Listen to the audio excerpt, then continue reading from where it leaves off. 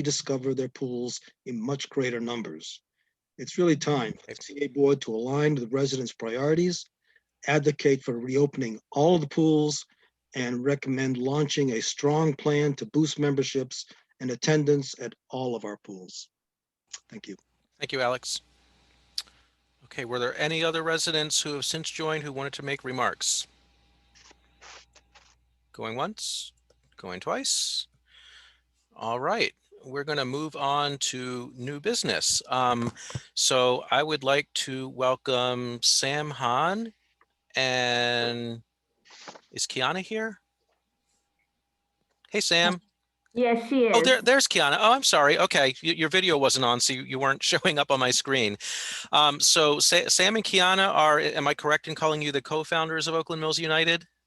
Okay, so Sam and Kiana are the co-founders of Oakland Mills United. I'm unmuting Kiana. And I won't spoil the surprise by going into too much detail about what Oakland Mills United is, because we're giving them 25 minutes, which includes some time for question and answer. Why don't you both introduce yourselves to the board while I load up the PowerPoint you sent us, and I'll start screen sharing as soon as I get that working. All right. Well, first of all, Chair Edelson, Oakland Mills Village Board, and Oakland Mills residents, thank you for inviting us today to speak on behalf of a new community organization, Oakland Mills United. We are excited to be here, and we hope that we can continue to elevate the voices here in our community with advocating for our schools and helping our community in general. And we do have a PowerPoint presentation that will accompany our presentation tonight. And we will start when, oh, there it is. If you want to move to the next slide, we will start off by introducing ourselves. Kiana, do you want to go first? Yes, I do. Hi, everyone. My name is Kiana Angela Masharia. I'm the Director of Community Engagement for OM United.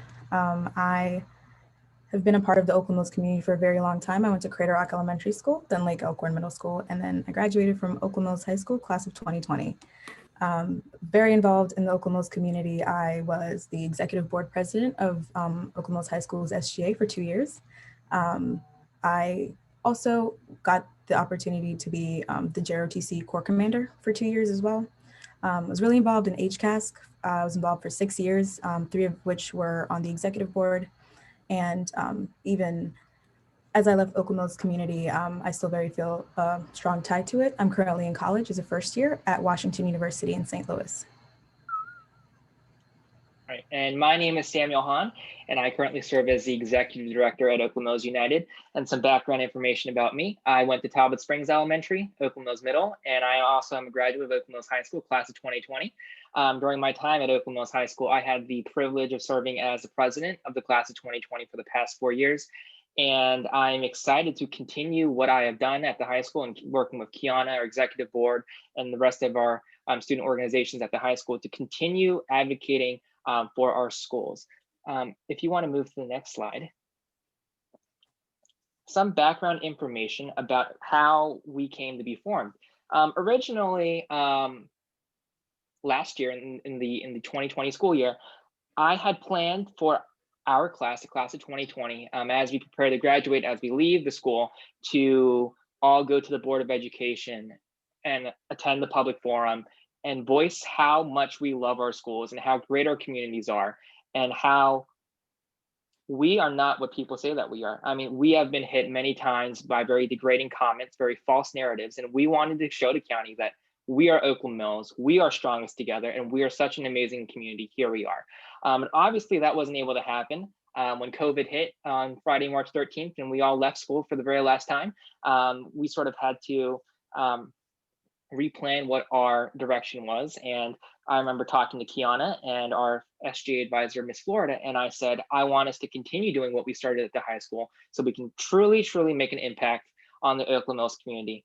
And back in April of 2020, that is when Oakland Mills United was first created. And since then, we have expanded and changed course a little bit. But I'll let Kiana sort of talk about who we are and what we do.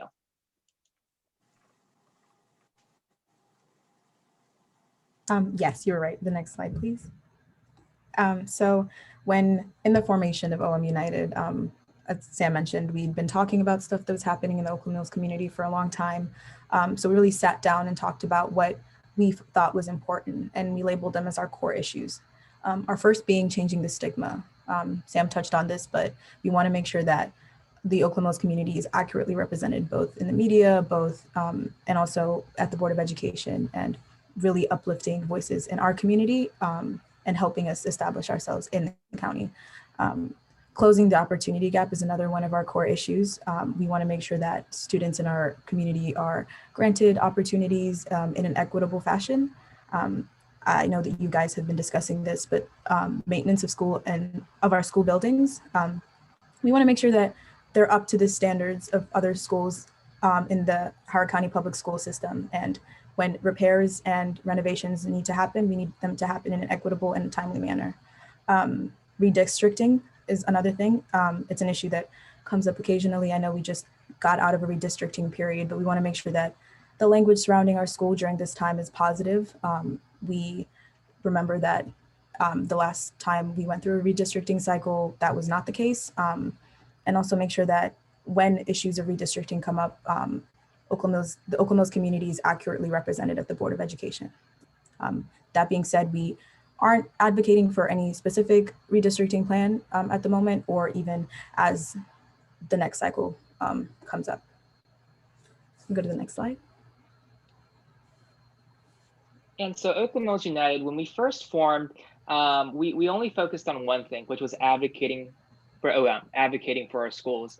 Kiana and I both served on SGA, and we saw the amount of inequities facing Oakland Mills High School. And we said, what can we do about that? Let's advocate for that. This is a county that every year goes out and emphasizes student voice, student voice, student voice. And I said, let's make sure that we are emphasizing student voice. But some more background information about Oakland Mills United. We are a community organization that advocates for the betterment of the schools within the Oakland Mills community and provides support for our schools and our students through various initiatives and programs.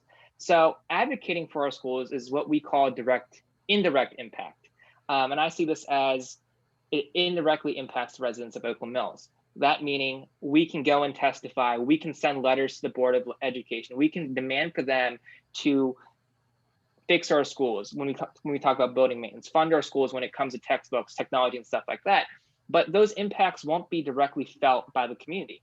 It might take years, they might not ever feel it because the board might never vote on it. So that's what we call indirect, because the impact's not directly felt.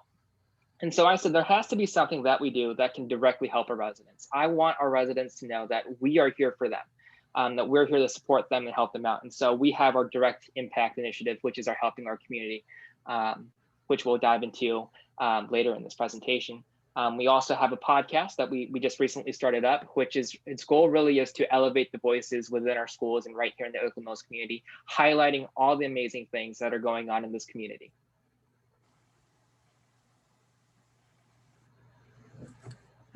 As Sam touched on, as a part of indirect impact, advocating for Oakland Mills is something that we really want to make sure that we're stressing. And the three ways we're looking to do that is educate, empower, and demand real change. And they all look a little bit different, but they're all in an effort for us to utilize our community rather than speak for our community. In terms of education, we're talking about like news and information, making sure that information that comes out is distributed in like a fair and equitable manner. We're working with different liaisons on our teams to make sure that this is done so quickly and in a timely fashion. In terms of empowerment, as I said before, we want to work with our community. And so we are hosting community discussions on topics that arise in the Board of Education, such as the budget that's currently up for review. We had a session for Policy 1080, and we look forward to having more community discussions in the future.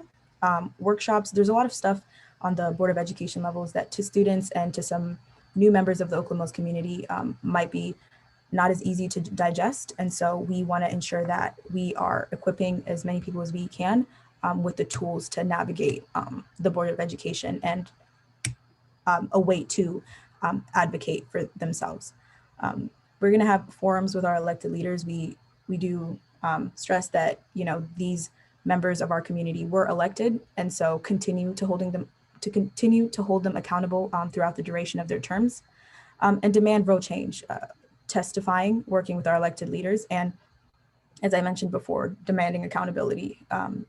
There is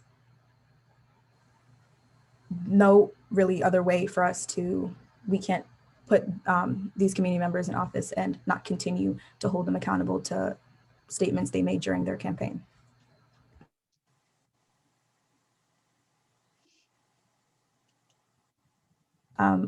As I mentioned before, we hold community discussions and community forums. And so we are in the process of getting ready for our second one, which is advocating for OM schools. We're learning about the fiscal year 22 HCPSS operating budget and talking about maintenance of schools, teaching how to testify to the Board of Education, and holding a small workshop on writing testimony. Our main goal with this is to ensure that our community is equipped with these tools. I remember when I first got on board docs, I had no idea what I was doing. There's parts of the HCPSS forum and all the services that they use that tend to be either super vocabulary heavy or tough to navigate. And so we want to make sure that not only are we equipping people to do that, but also having a chance to talk about issues facing our community and talking to community members directly on how we can address that. And so on Thursday, January 28th from 7 to 8 p.m. Eastern, we're going to be doing just that.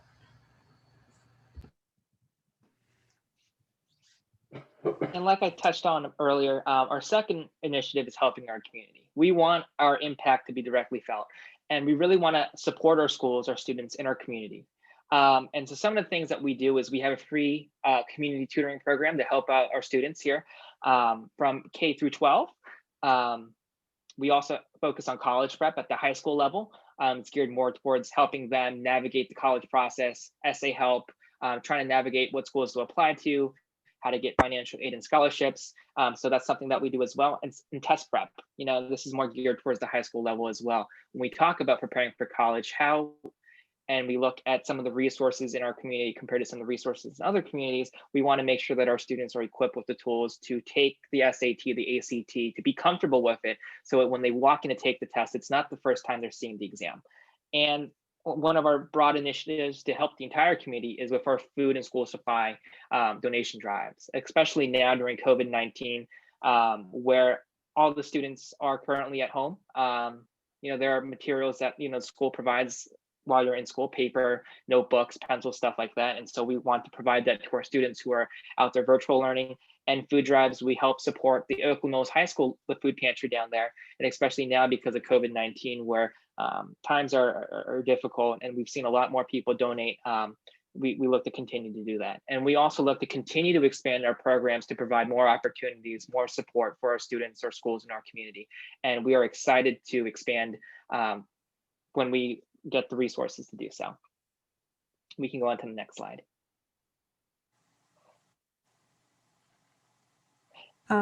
As Sam mentioned earlier, another one of our initiatives is a podcast, and it's titled For OM by OM. And so our little catchphrase for this podcast is elevating the voices within our schools right here in the Oakland Mills community.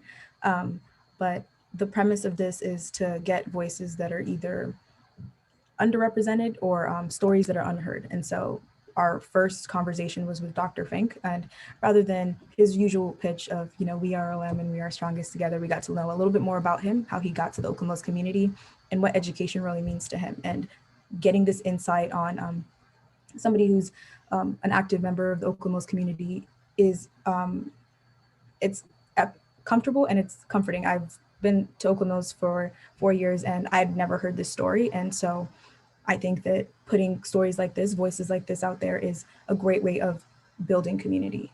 Sam?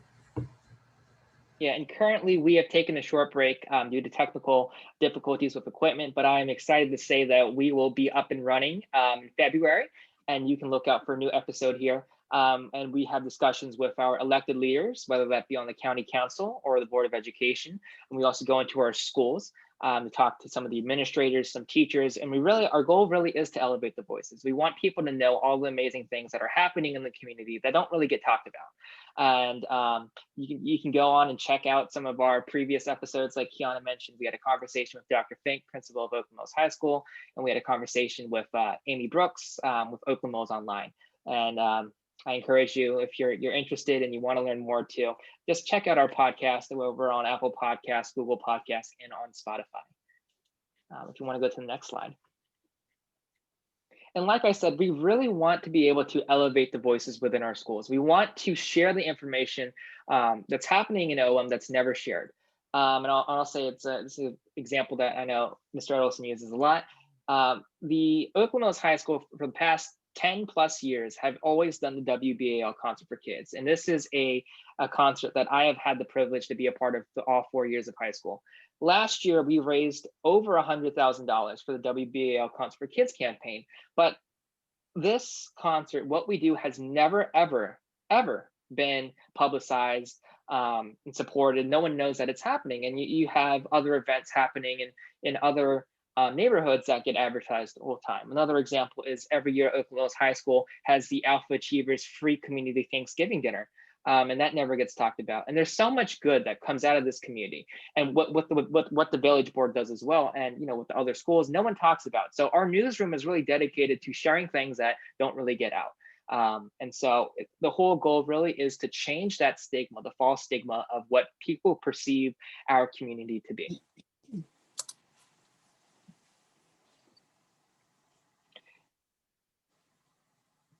And we do partner with our schools. That's one of the things that we really work to, because all the students, all the staff, their voices are very, very important. So we have been working with our local PTSAs. We're with Oakland Mills High School, all the way from the high school down to the elementary schools, and we're working with them directly to sort of get their voice.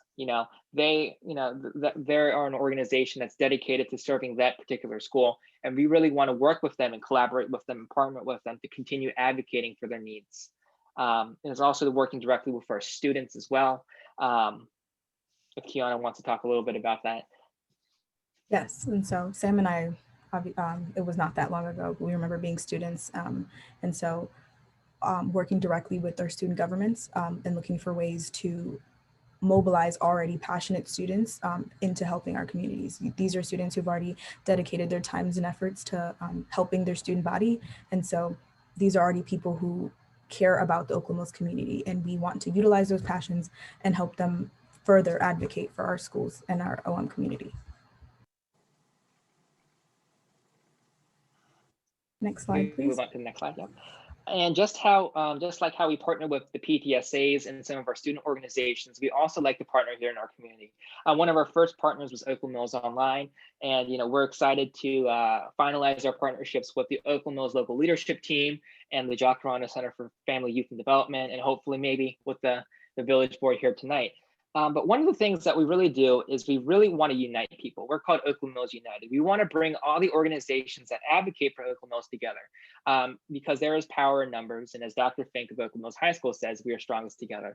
And so one of the things that we have is the Oakland Mills Coalition. And it's a coalition of all different organizations in Oakland Mills that really want to rally together to advocate for the schools and advocate for the betterment of our community. So that is one of the biggest coalitions that we have. And we hope to have the Village Board join us in that. If you want to move to the next slide. And so I'll share some information about our organization. I have us out in several phases. Currently, we are in phase 1. We're about to transition to phase 2. And as you can see on there, it's a lot of things. When we first started out, we only started off on advocacy. We just said, let's go out there and advocate for our schools. But like I said, that impact could not be directly felt by our students, by our schools, by our residents. So we really wanted to be out there to really help our community in a direct way. So that's when we sort of phased in that helping our community. And we are currently revamping some of the programs that we're doing to do it in a safe virtual online format. As you can see, our tutoring program is currently going revamped so we can offer more classes, more tutoring spots to our students to serve them, some new seminars and stuff like that. Eventually, what we do plan to do is to really serve the community. We really do want to transition to become a 501c3 nonprofit. that will allow us to effectively apply for community grants to fund initiatives directly helping our students in our schools. And so that's a little bit about how we plan to grow out and our plan. If you want to go to the next slide. And we're here tonight. Thank you again to the Village Board for allowing us to talk with you guys and share information about Oakland Mills United. But one of the things we're here is we really want to create that partnership with the Village Board.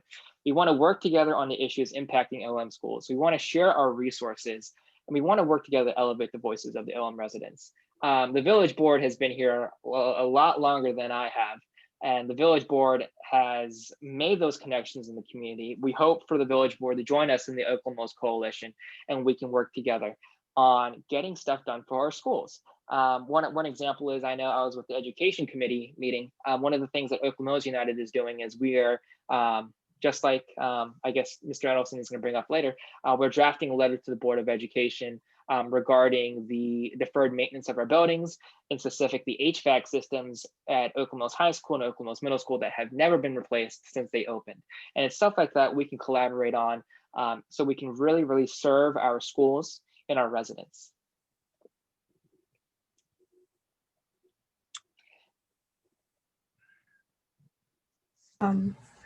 Before we open up for questions, I just wanted to emphasize again. So we mentioned earlier that we have been heavily involved in the Oakland Mills community while we were there, but Sam and I really have want to continue to invest in the Oakland Mills community. It's given us so much, and we definitely want to give back. And it's not enough to put in the work while we were there, but there's a lot of issues that we have discussed heavily while we were as students, but those issues don't go away by just simply talking about them and discussing them. And so pushing forward, creating Oakland Mills United, really working to advocate for Oakland Mills schools is the next step. And we really appreciate you guys letting us be here today. We'd like to extend an invitation to our community forum happening on Thursday, January 28th, this Thursday. We are gonna pick apart the operating budget a little bit and discuss it, what we want to do moving forward. We're gonna have a testimony workshop, and we're really excited to solidify, to move forward this year in doing this. Sam? Yeah, and with that, you can see if you want to stay connected to our organization, you can feel free to, I guess the easiest way to view all our information is on our website at oaklandmillsunited.org. But you can feel free to follow us on Twitter at _OM United, on Instagram at Oakland Mills United. And you can also find us on Facebook at Oakland Mills United. And with that, we will open up for questions if anyone has a question that they want to ask. Oh, I see. Is it Thank you, Bill? Kiana. Thank you, Sam. Yeah, we have about 10 minutes for questions. So I see Bill, and then I see Ginny after that, and then we'll go from there. Okay, thanks, Sam. Thanks, Kiana. Great presentation, great initiative of students. Now, you both just graduated. Congratulations. And I'm looking at long-term viability of the organization. So your membership, how many teachers are members? How many adults are members? And how many students are members of Oakland Mills United? Yes, that is a wonderful question. And to answer, we currently have about, I can say all in total, 100 members. When we break it up into students, staff, community members, I don't know the exact precise numbers about that. And I can get that to you if you want to share your email. I can get that information to you, those exact numbers. When it comes to long-term sustainability, we do plan to be here for a very long time. When we go into 501c3, when it comes to, I guess this is when it comes to a question about sustainability, we do have an adult board of directors that helps govern and sustain the organization. They provide guidance and support that way. But the day-to-day operations is mainly led by the youth. But yes, we do have a adult board of directors that helps us when it comes to that long-term process. Thanks, Sam. Ginny, and then Paul.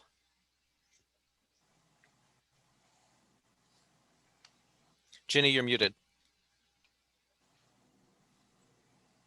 Congratulations to both of you and the organization. And I am also, in addition to be on the CA board, I am also on the Oakland Mills local leadership team. And we are extremely pleased with being able to partner with you and work on some issues like career day that's coming up in a couple of days. So just thank you for what you're doing. Really appreciate it. Take care. Thank you so much for your support. Okay, Paul?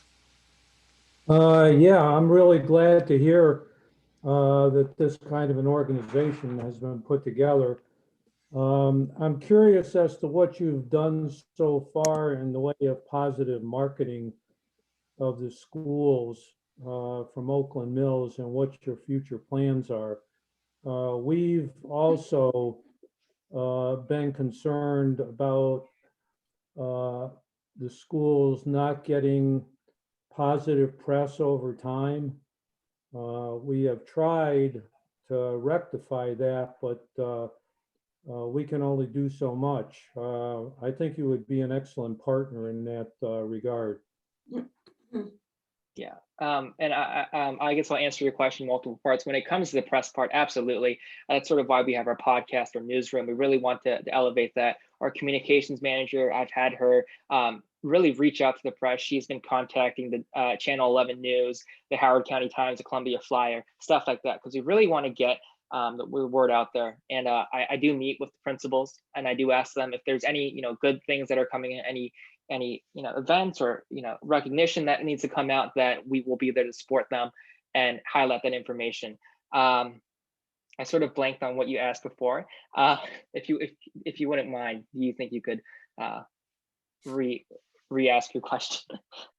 What do you intend to do in the future in the marketing area? We might be able to give you some suggestions. One of them, basically, we do have a, and this is maybe getting out of your comfort zone, but there is a Chamber of Commerce here in Howard County. And they're always looking for speakers, and they're always looking to see what's going on within the community. That might be an area that you might want to address. Thank you for that. I wrote that down. And to answer your question, what have we done so far? We held, relatively building up. It took us a little bit of a while to really build up our organization to a point that we were confident in that we could sustain and we could grow. And that was very important to me. I did not want to go out and make connections within the community if I did not feel as if we were sustainable and if we did not have support of community members and staff members. So that was something I really worked on. We have currently, we had our first forum back addressing policy 1080, which was the educational equity policy back in Howard County. And we sort of worked with the Horizon Foundation and their equity task force on that. When it comes to some of our direct programs, we have had our college prep seminars advising the juniors and seniors at Oakland Mills High School regarding how to start your college applications, how do I know what schools to apply to, stuff like that. Working with the Oakland Mills High School Guidance Office. And our community tutoring program has been out there serving the students. We currently have winded that down a little bit as we look to grow and sort of revamp to make sure that we're effectively serving the needs of our students, and we're working with the staff members. We have a committee of staff members from OM schools that we work with, basing feedback off of what they would like to see in our tutoring sessions, what they would think is appropriate, because we're not educators, so we do get that professional feedback. When it comes to the future, like I said, 501c3 is something that's very important to us. That would allow us to go out then and apply for grants that can really allow us to fund some bigger community initiatives that we currently don't have the resources for at the moment. We continue we really want to continue building partnerships, forming up that big Oakland Mills coalition. So when we go down to the Board of Education, they cannot ignore the voices of Oakland Mills and its residents. So I'm happy to chat further about our plans forward. And if you have any advice for us to help us out, that's greatly appreciated as well. So thank you. Thank you. Okay, Lynn? I just wanted to congratulate you. I think your presentation was so impressive. The way that you've organized yourselves and the way that you're making such deliberate steps forward as you're going to grow and expand. I think it's just remarkable, frankly. I think it's excellent. I also think that it's so important that this is generated from students themselves. I mean, it's very easy for people in the community to sit back and, knowing secondhand what's going on in the schools through our children or through our neighbors, but having it come directly from students who are in the middle of it all is really very powerful. So good luck and congratulations. I look forward to having our board work with you. Thank you. Thank you. Appreciate that. All right, we have a couple minutes left. Were there any further questions for Sam and Kiana? Oh, Bill. Just one comment, Sam, you asked for advice. I think you and Kiana have taken great steps forward, take the initiative, grab the bull by the horns, however you want to say it, doing a great job. And the way I say it is, you are playing large and taking charge. Keep up the good work. Thank you, Bill. Well, Sam, Kiana, I'd like to thank you for joining us tonight, and thank you for all you're doing. I mean, we've been talking a lot over the past several months. I think you've been at every education committee meeting since we restarted after the summer break. So, I wanted you to have this opportunity to talk to the rest of the board, because I kind of described you back in, it might have been September or October. And I think Bill said, oh, when they're ready, bring them in, give them a block of time. And I said, absolutely, as soon as they're ready. So I think we were talking about that way back at Thanksgiving, and we decided January would be a good time. So thank you for putting this together. Thank you for coming in. Really appreciate all you're doing, and I know the community appreciates it as well. To my colleagues on the board, obviously this is new business. This is a good presentation. One of the things that Oakland Mills United is clearly looking for is a partnership with our board, similar to the partnerships they have with the local leadership team and the PTAs and PTSAs and other organizations in our community. So, I'd like to propose that we hopefully quickly discuss that at our next meeting under our old business, and then see how we move forward together. Good. All right. Well, thank you very much. Feel free to stick around for the rest of the fun, because these board meetings are always a blast. Actually, we have a lot of interesting information tonight, so I hope everyone sticks around and stays with us. Next up on our new business is a discussion of candidate nomination petition and election related requirements in bylaws. That's a mouthful. Basically, what we want to discuss now is our bylaw requirement that candidates for our board of directors and for our CCR, our Columbia Council representative, have to fill out nomination petitions and get at least 10 signatures on those petitions. It is a requirement in our bylaws. So if we did decide that that's something we want to consider changing, we as the board can't do that. All we as the board can do is agree to put that on the agenda as a referendum at a community meeting. And basically our community meeting is our April election, and let our community decide whether they want to stay with the status quo or they want to change that in some way. So this was the introductory discussion to see if this is even something we want to consider opening up this year for the upcoming election period. Can I add to that? Yes. I think it's more than just looking at actually the nomination petition, because when you go through the bylaws and our other guiding documents, legal documents, there are things in there more than just nomination petitions that are archaic. So I think it's really a total look at all of our legal documents for everything related to elections. So if we're going to do something, we shouldn't do it piecemeal. Like you have to, by our bylaws, give 5 days after the close to challenge. Like there's very specific things, and the word may and all that. So well, I agree with you that we probably have to look at the whole thing, but we're not going to have time to look at everything in 10 minutes tonight. no, not tonight, but Well, as a discussion. right, going right. But forward. this specific issue was brought up for tonight. I think Bill asked that this be put on the agenda for tonight. And I mean, my understanding is even if we did like a comprehensive review of our bylaws, each item we wanted to change would have to be a separate question in our election. So we would still have to tackle each thing individually and determine whether that's a question on our election ballot, wouldn't we? Yeah, I'm just saying that do we do it as one thing this year and then Yeah. one thing next year and then next year, you know, or do we do a comprehensive look at the whole thing? Oh, before okay. we All do right. it? I misunderstood what you were saying. I thought you were saying, oh, let's talk about the whole thing right now, not this No, not specific at thing. all. Okay. Trust me, no, it's just like, do we look at one issue or do we decide that we're gonna do this at this year or the next year and look at the entire election issue in all of our legal documents? Mhm. I think, well, that I think is a very good point.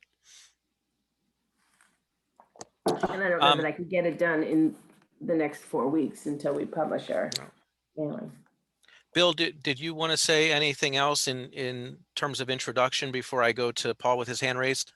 Just real quick, the candidate nomination petition is a document that says the person wants to run for a position on the Oakland Mills Village Board or for the CA rep. And then the candidate has to get 12 signatures. 10 of them have to be valid OMCA members and to be able to officially run. And I don't personal opinion, I don't see the real function and purpose of getting all the signatures. To me, if the person wants to run, if we could replace the nomination petition with a candidate form where the candidate signs on, says, I'd like to run, and turns it in, to me would be sufficient, just personal opinion. Okay, Paul? Yeah, I'm pretty much in agreement with where Bill is coming from. I mean, it's, we have on occasion had people, you know, that might want to run, and then there's this requirement to get the 12 signatures. They don't get it in time. I think we should make it as easy as possible for people to run for the board. And I totally agree, since we're over 50 years old, that, you know, a good scrubbing of the bylaws is in order. You know, we might not be able to do that for this upcoming election, but might want to take it piecemeal, take part of it this year, the rest of it the following year. Okay. Lynn? Lynn, you're on mute. There, you can hear me now, right? There you are. So I agree with Paul and with Bill, and I think that often that the having to get the nomination forms signed is really a barrier to people getting involved and becoming or running for a position on the board. But my question is, does anyone here tonight know what was the original intent in asking for that? What was the purpose ever for it? I've asked around about that and I've never gotten an answer. Well, the only thing that I could think of, because I had no idea, but the only thing I could think of was that originally it was just to get people out going up and down their street and talking to people, and that it was kind of forcing the issue with that. But I think that and especially, you know, as we're coming up this election, for example, with COVID, I mean, people aren't going to be answering their doors and chatting with people that they haven't seen, and the people that we already know us. I mean, it doesn't seem to me to serve any purpose at all, really, except to be a barrier. And just for the record, for this election, it would have to stay that way. No, I know. Okay.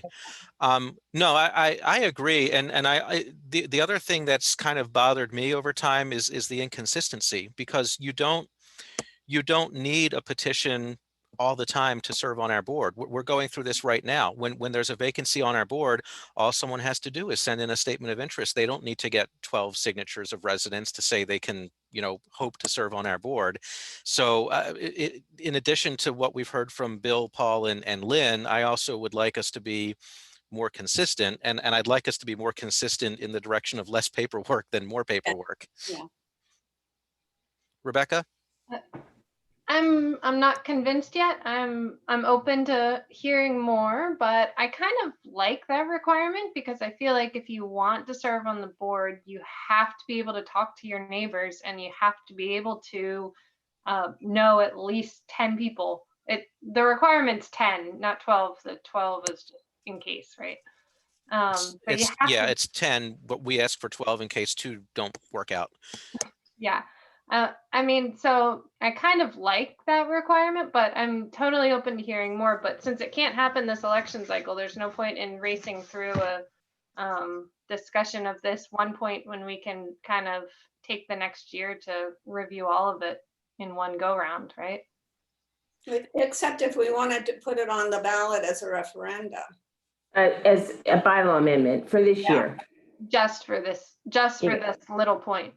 Yeah. Right, that's what they're That talking little about. point. Yeah. So basically, I mean, we as a board don't really get to decide. All we get to decide is if it goes on the ballot. The residents get to decide whether nomination petitions are important to them or they don't feel we need them.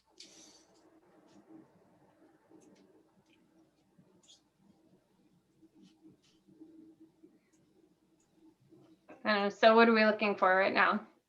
Well, it's new right- business. Right now, it's just new business. So we're just discussing and laying out what it would take to do this and seeing how everyone feels. And if anyone on the board feels strongly enough about pursuing it this year, then as we plan the next agenda, they can speak up and say, "I'd like to bring it as old business," and then call the vote about putting it on the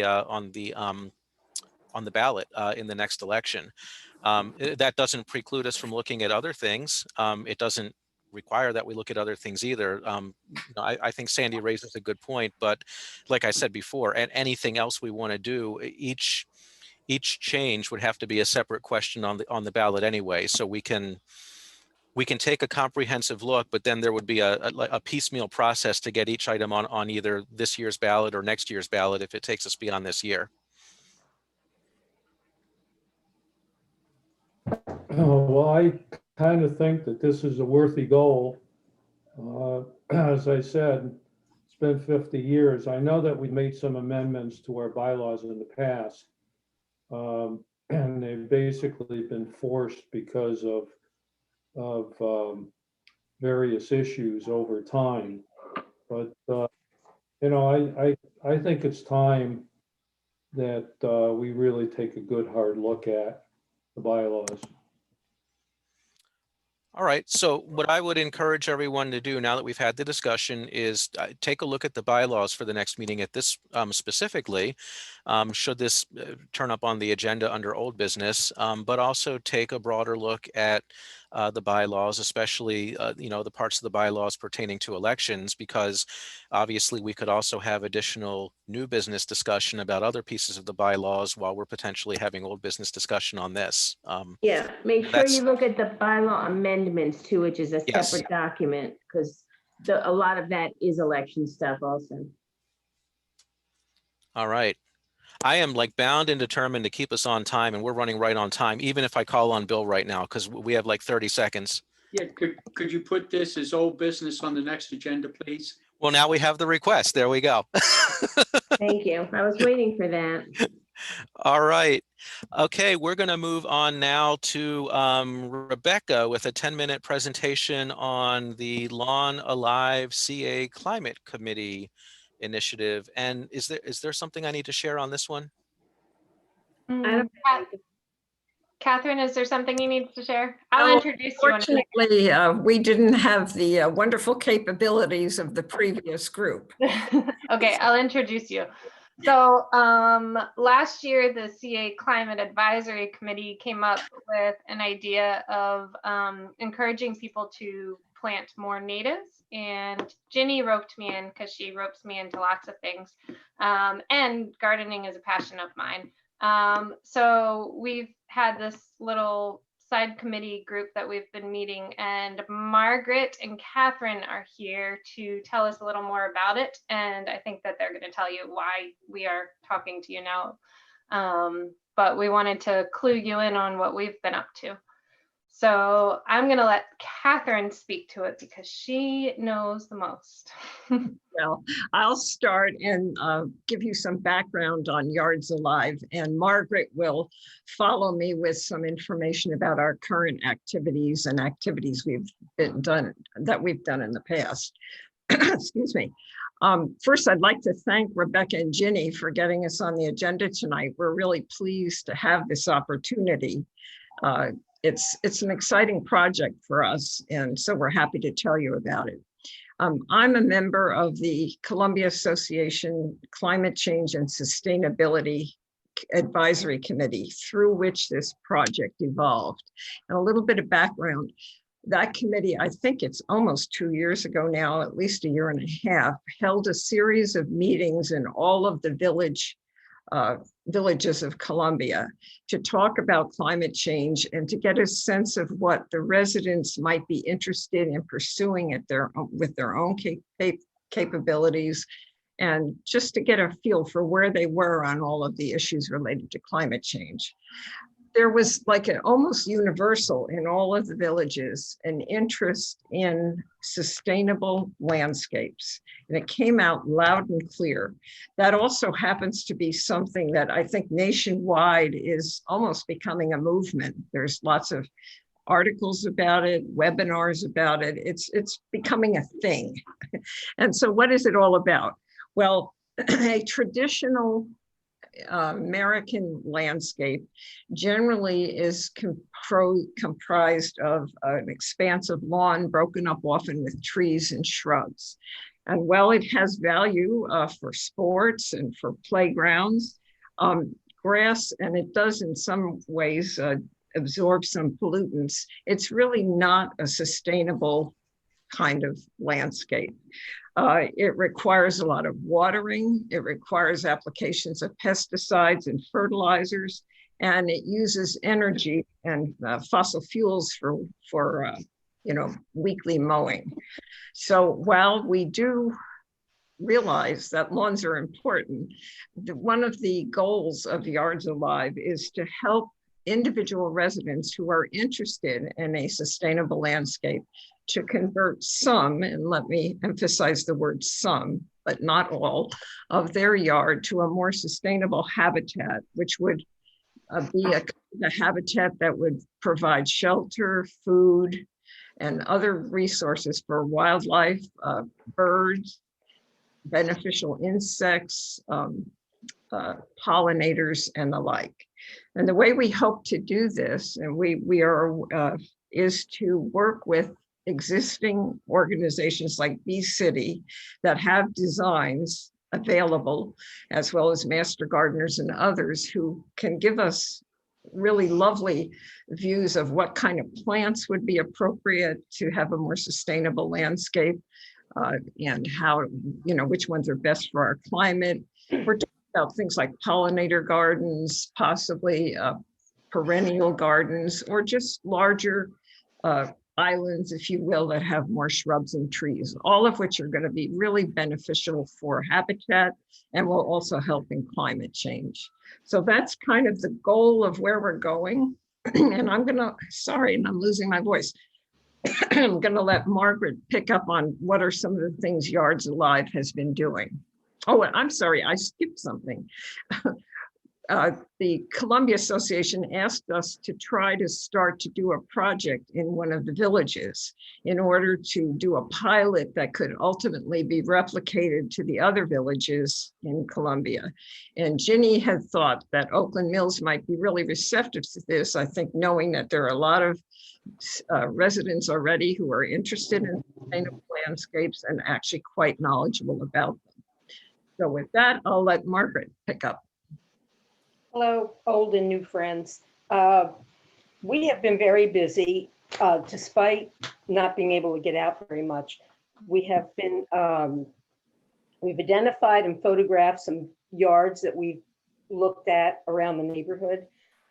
We've created a map for residents who want to look at yards that already have something done, such as a pollinator garden and all that. But we're holding back on that because we want to make sure residents know people are going to be looking in their yard. Are you okay with that? You know, we don't want to, upset anyone. We also can suggest some creative designs, similar to what the Rain Garden Project did. And we would like to educate people in the neighborhood. And we also want to seek some funding for people that want to do this but really cannot afford, say, the soil, the topsoil, the plants, things like that. We want to develop partnerships with organizations. I'm a master gardener, and Catherine is a master gardener, and Kathy Latham is a master gardener, and we're all kind of working together with some of the, one of the really good things about it is the how we've been able to partner with some of the younger residents, such as Rebecca. And it's been great for us, and we hope they're getting some good knowledge out of it as well. We want to identify some neighbors who will want to volunteer to adopt a garden and help an older person perhaps create it. I know that I've had interest from some of my younger neighbors and some of my not so old, but neighbors who are interested. I think there's a project like this going on in Long Reach and one in Wild Lake as well. It's time, and it even if it doesn't make that big a change to the local environment, people are going to see what's happening. It's an education for what you need to do, or what you can do, or volunteer to do to make things a little better in our own environment. And we just wanted to come here and let you know what we were up to. Thank you to very thank much. Ginny tonight for getting us together. Thank you very much. So I was going to open it to questions, but I actually have a kind of a question / comment first.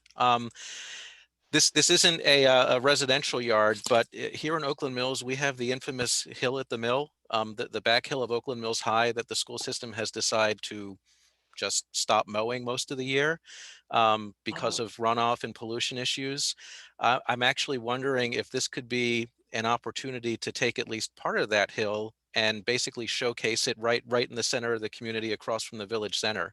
I don't know how big you're dreaming. It's a big hill, but of course it could be divided up. And I do know that the groundspeople from the school system are interested in seeing what the community might want to do, because I've met with them a couple of times about the mess that they have there now. And, you know, they basically said, if you can get people together who know of something that we can do with that, we'll work with them. Is this the hill that comes down to Thunder Hill Road? This is the hill that comes down to Thunder Hill Road across from Shadow Oak and the ice rink. Right, Yes. right. That's pretty steep. I mean, we could, as a group, go over and look at it and see what we can do. I don't think we're limited to people's yards. Right, particularly if the groundskeepers would be in a position to maintain something if it were installed. Our initial, emphasis, of course, is on individual residents and their space, but something we could look at in the future. Actually, Jonathan, Ginny, I think that could be really exciting, and there may be some ways we could get some group to adopt it, a Girl Scout troop, a Boy Scout troop, both, to adopt it. I think it could be exciting, guys, to really look at that and to see what the potential is. I know exactly what you're talking about, and it could use some improvements. And from an environmental point of view, that could be a big plus. So, the group's interested in trying that would be great. Hey, and Lynn?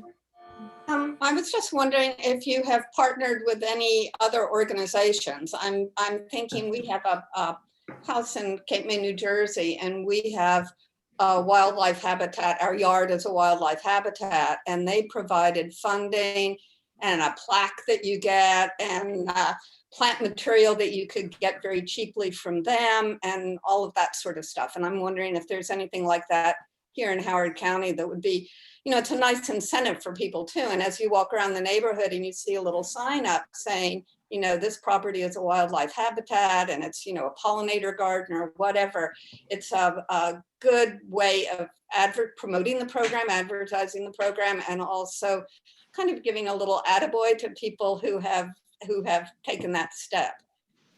We have talked about that, and it's an excellent suggestion to follow up on.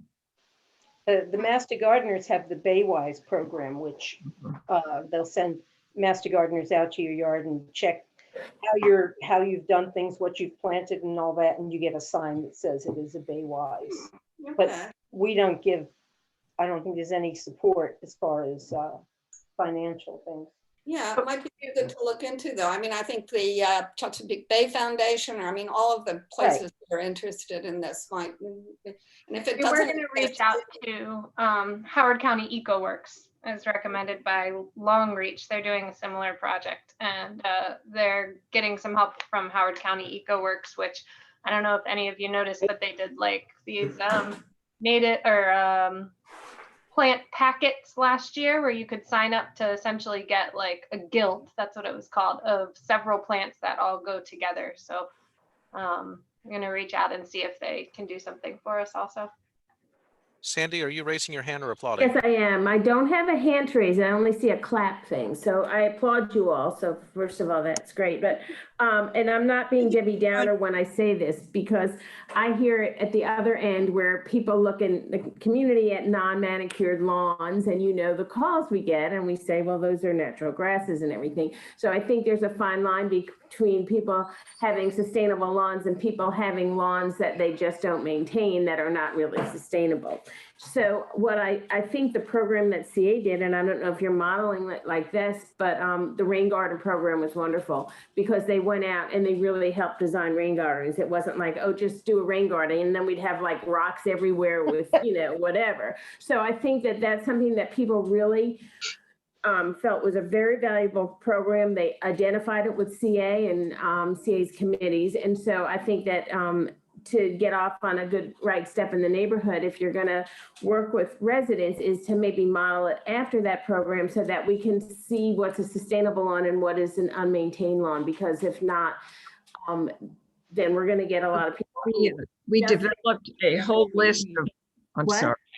We developed a list of criteria for Yards Alive, one of which was gardens have to be attractive and well-maintained. So we're with you on that. We just Yeah, I think it would be good. Trying to get a question in when you get a chance. Oh, I just wanted to say, I think it would be good to link it to the, at least conceptually, to the rain garden program, to CA's rain garden program, because that's something people are already familiar with. And, you know, it just gives kind of this is part of a bigger picture. I mean, Lawns Alive, or whatever you're calling it, sounds like a great program, but it is part of an, as you said, a national movement now to have sustainable gardens. So to tie them together would be, I think, a good idea. And as Sandy pointed out, it would be a lot easier for us then. You know, I'm speaking as architecture chair of the board, that when we get complaints from people saying my neighbor just is doing nothing, you know, nothing with their yard, it's just a whole lot of weeds, that we can then say, no, actually, this is part of this program, and they're meeting these criteria. Well, I think we're going to encourage to start small too. Mm-hmm.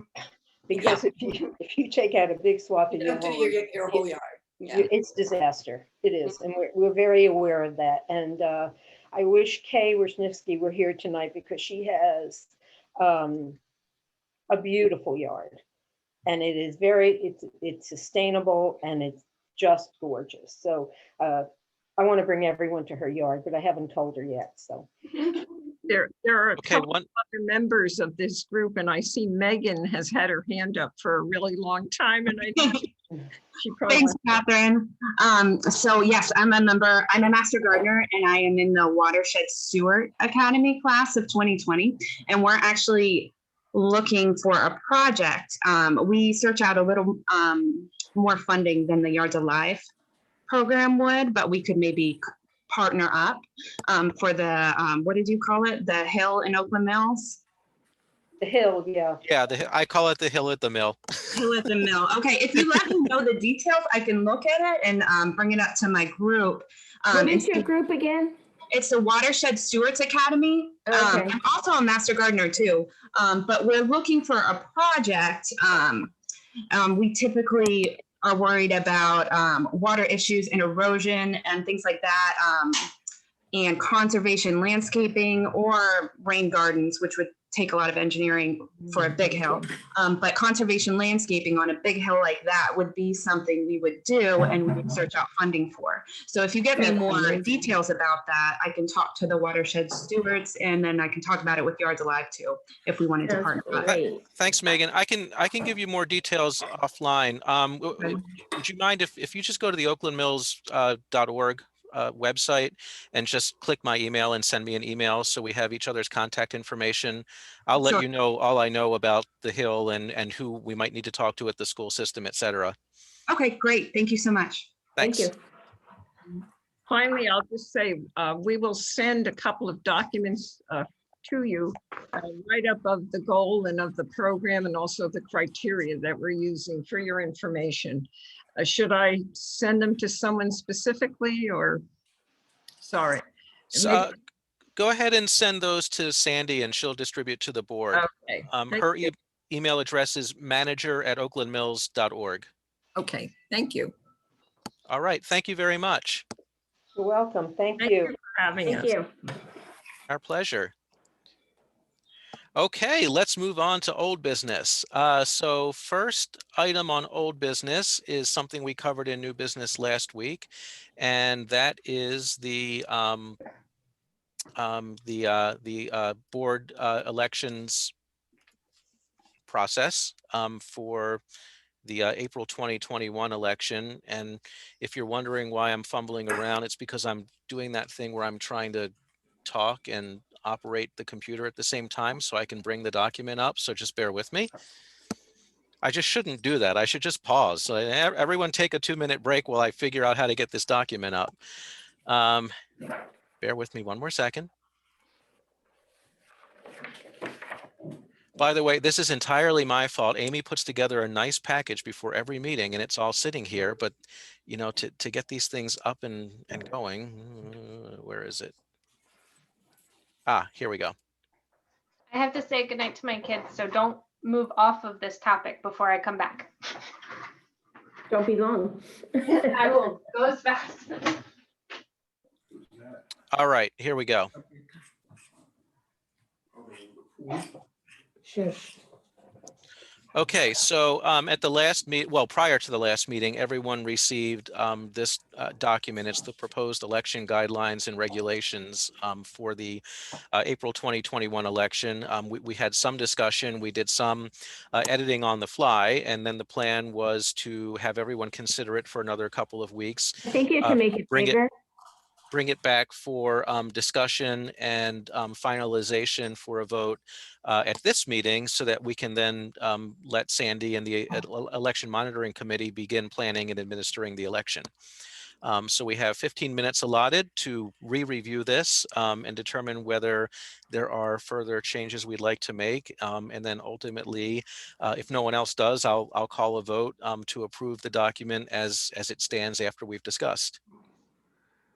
Okay, there was just proofing of the large red paragraph that just talked about being able to go to a remote election if need be. That was all in there last time. All right, are there any further questions or comments on that change since last time? Yeah, I'm just going to accept them as we go since everyone's had these changes. All right. Well, oh.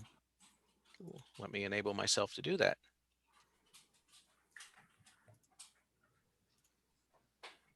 Okay. Then anything that's black hasn't been changed. It's just going to be red and blue.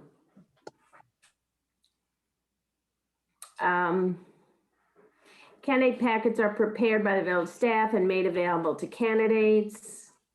The village manager, chair or chair's designee, prepares all materials needed for counting ballots. The chairs or chair's designee also responsible for validating irregular and mail-in ballots.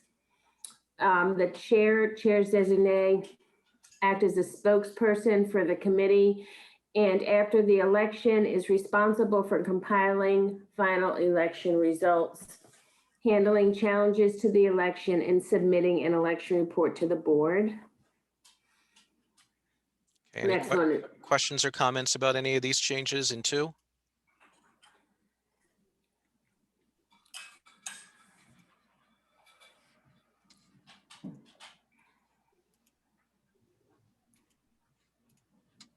Okay, 3, it looks like we're just making for the potential of more than one chair for co-chairs. Any issues there? We've had co-chairs for years. All right, B1, election day, April 24th, 2021. Everyone good? Yeah. Okay, election schedule. What's our change here? I just took out, should be distributed and publicized to the village board residents. I mean, we do, and it's not done in January. I don't know why that was there. Important dates are outlined below. And once this is all done, then we start letting everyone know all the dates.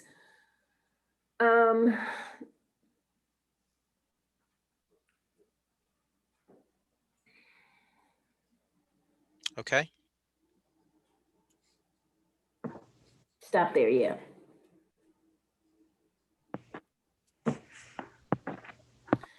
Okay, all mail-in ballots must be postmarked on or before April 24th, 2021 and received by April 30th, 2021. I just don't know that received by and postmarked because of the mail and how so slow it is. Then the next thing is within, we had 7 days of receiving a challenge. Our bylaws say that the challenge, that they have 5 days after posting, so I couldn't change the 5. But within 5 days after the committee received the challenge, I did 5 instead of 7. They will meet 5 days after the election or until the disposition of the challenge, the chair holds the ballots. The chair holds the ballots for weeks. He held them for months this year, but we don't dispose of ballots. And by May 11th, 2021, certify the election. Yeah, I'm wondering about the 6 days between postmark and being received, because just as an example, I just got a bill today that told me that it was due on January the 13th. So, with the mail the way it is. My concern is we have to have some cutouts, so and our fiscal year starts May 1. So, I mean, we can go on and get a stray ballot, months from, June. Well, the other problem is we have a hard stop to certify the election, and we have certain periods specified in our bylaws, so we kind of have to work backward from there, because we can't continue business as a board on May 11th unless we first certify the election so we have a board. So I don't know if this happened last year, but I thought maybe the post office prioritized the village elections. No. Didn't we ask for that? I thought we asked. No. Okay. No. I mean, We're lucky they I think worked with us. I think because of what we have to work backward from, what we really need to do is just in our communications, in the communications that you put out, tell people that while these are the rules, we strongly encourage that if you're mailing, you mail before the last minute, because we can't be responsible for delays with the post office. Yeah. We can't set an earlier postmark date because that would violate our election day. And we Yeah. really can't set a later received by date because that would back up our other steps in the process that take us to May 11th. So we're kind of stuck. Mhm. Uh, Yeah, pe- I guess if we're really clear that people should just, if you're doing a mail-in ballot, to, if you're not going to just drop it off There won't be dropping off, won't be dropping off, yeah, I'm pretty sure. I mean, yeah. This is pretty much a mail-in election, and looking that way.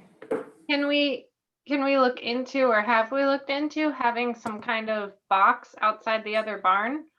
I mean, Oh, I can have a lockbox on the wall for mail, for ballots. yeah, so that, you know, if it's April 24th and I don't trust the post office to deliver it, you know, it's somewhere somebody could But drop I mean, that box after April 24th, nothing in that box is going to be valid because it came in hand delivered after that date. Right, but it could, you know, if I don't trust the mail to deliver it within the Right. time frame, it's a good Yeah. place. Yeah. Okay, well, if we can do the lockbox for Well, it in-person would be drop off. mounted to the wall. So are we good with this otherwise then? I mean, we're kind of stuck with it because of the stuff our bylaws require. yeah. Okay. Oh, that jumped. I don't know why there's a highlight there. Oh, because it had been 7, I think. So it's 5. Okay. All right. Here's the Okay. next change. This So- is what? Well, I'm a little confused about our discussion earlier that we said there were certain things in the bylaws, but this is not the bylaws. These are So guidelines. these are the guidelines which the bylaws enable us to have election guidelines, but you can't change the bylaws in them. These can expand on the bylaws. So we can change anything in this document, or are there things in this document? Well, there's that- things that are hard set dates, like all the 45 days before this, all those are set in stone. Then the 5 days after we stop accepting ballots, we have to give the candidates 5 days to challenge. That's in the bylaws. We didn't change that number. But we have leeway in the guidelines to expand on where people can electioneer, how, you know, how we get the ballots in the mail, who picks them up, you know, that kind of stuff. Okay. So some of this stuff can be changed, but some of it Some cannot. can't, like that 5-day thing can't. Got it. Yeah. And the nomination petition can't, but we can expand on it. So this I changed. If for any reason the board deems it not feasible for candidates to obtain nomination petition signatures in person, the candidates can obtain email nomination petition acknowledgements from at least 10 members of the association and submit the email nomination petition signatures to the village manager following the guidelines for submitting petitions. And I would put that like, they have to email it to me. A sample email form will be included. So like if you want to email your neighbors, it could, you know, you have to then provide me back. They have to say, I nominate Rebecca Bryant to be on the, you know, board of directors. And then there's going to be, they have to give their name, address on there. So just providing a method for not having to go door to door, and that we will provide a sample in the candidate packet that shows you what you're going to need to ask for in an email. Well, we're not deeming it feasible basically this year to go door to door. So why doesn't that just say there are 2 options for the nomination petitions, either do it in person or by email, and this is an example. Oh, okay. We're not, you're saying if for any reason the board deems it not feasible, well, we're saying exactly that. when we're reviewing this. Okay. What if we did this?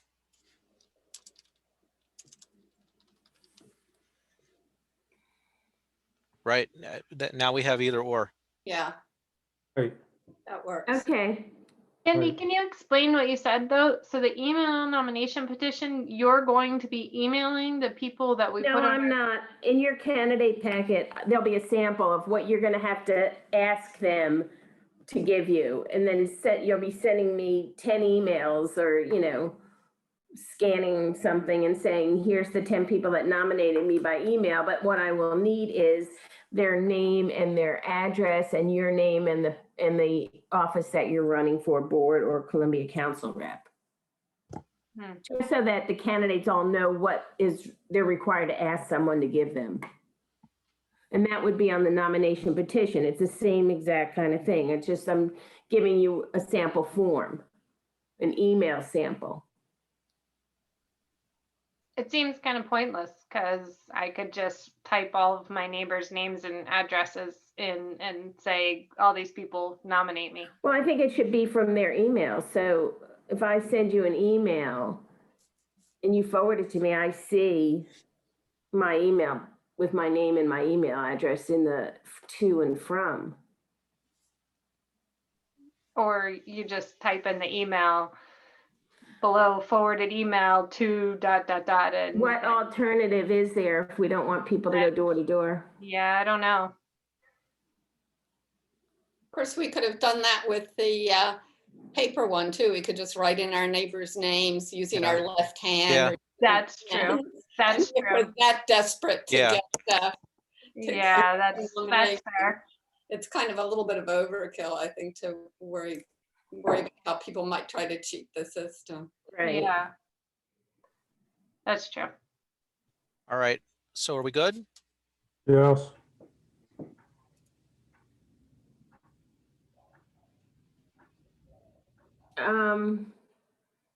Okay.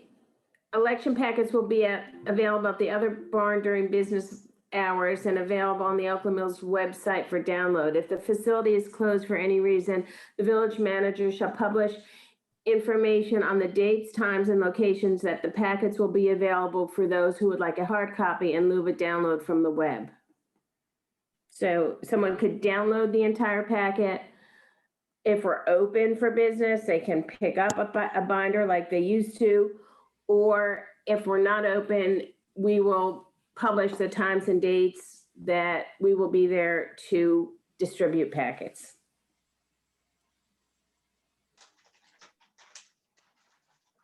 Good?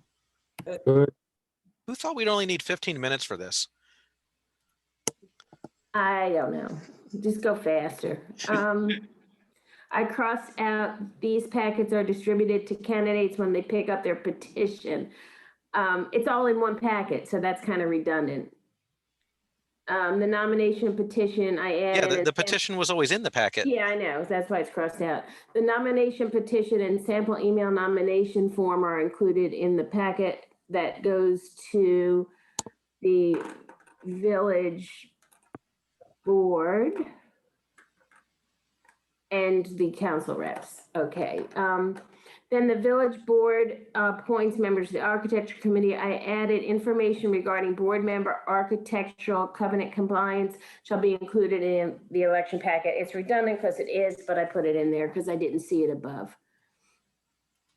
Oakland Mills has a joint business reply postage account with other Columbia villages. All mail-in ballots are sent to the Wild Lake Community Association and held securely by the Wild Lake Village Manager. The Oakland Mills Election Monitor Committee chairs are authorized to obtain Oakland Mills sealed ballots from Wild Lake and keep the ballots in their position for validation and counting in their possession. So my only question on this one is, why is this under the packet section? It doesn't have Because I anything. didn't know where to put it without changing the whole format of every single number and everything else. There was nowhere where it talked about it in there. So Amy can help me if she wants to go renumber everything. I mean, I'm okay with the content because it's true, and I think our residents should know that, but it just doesn't belong in this section. We can change the header, that's easier. Yeah, that's a formatting issue rather than a content issue. So I think we could just take care of that tomorrow. So Amy, that'll be in your little, Yeah. okay. All right, but is everyone good with what it says, even if the outline is out of whack? Yeah. Good. That didn't do it.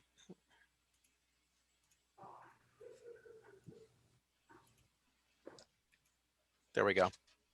And what about the items above it? Whoops.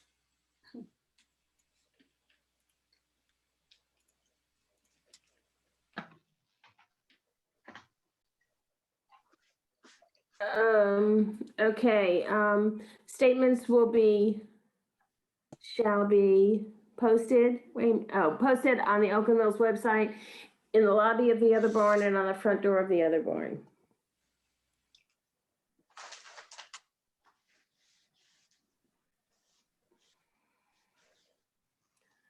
Okay, regular and mail-in ballots. Mail-in ballots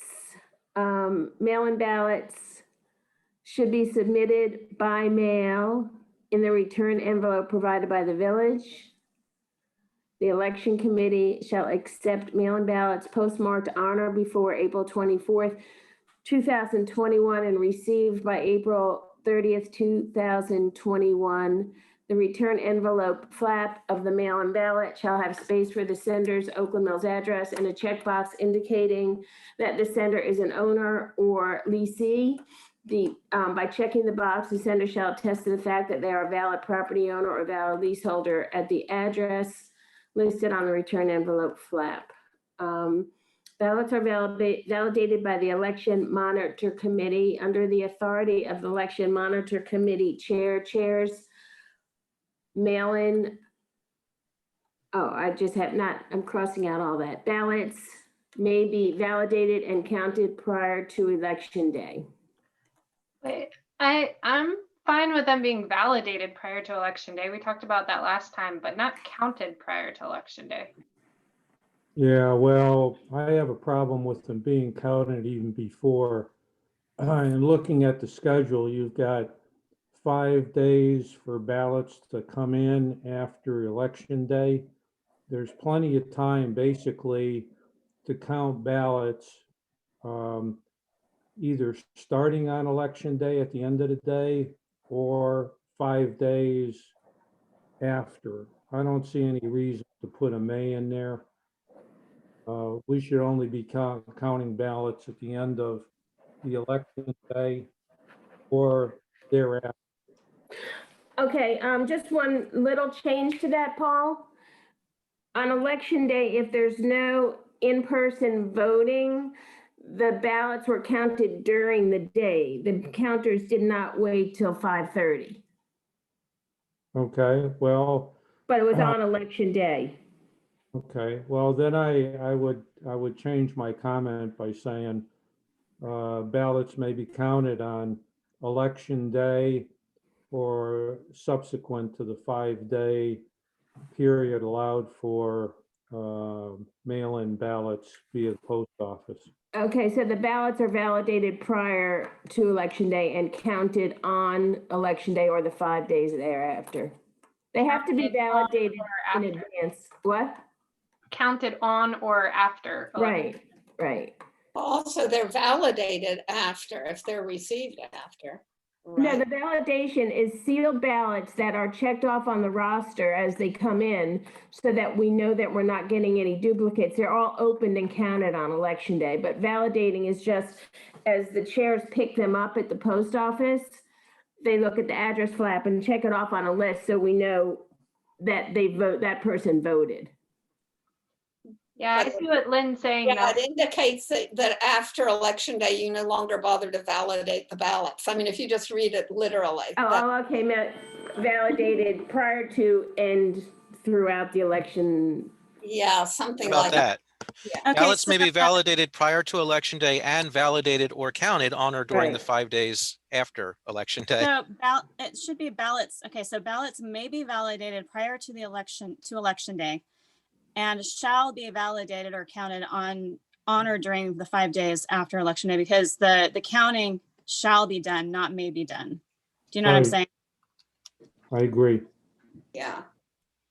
Well, validated and counted, right? I think you gotta have two sentences now. Well, it's validated not, and it's counted. not validated and counted because you don't have to revalidate the ones you already validated before election day. What we're saying, you can validate before election day and you can validate or count after election day. But you can also, you don't or count, you also count. You validate and count. And count. Yeah, but I think if you say validate and count, that means you have to validate everything on or after election day.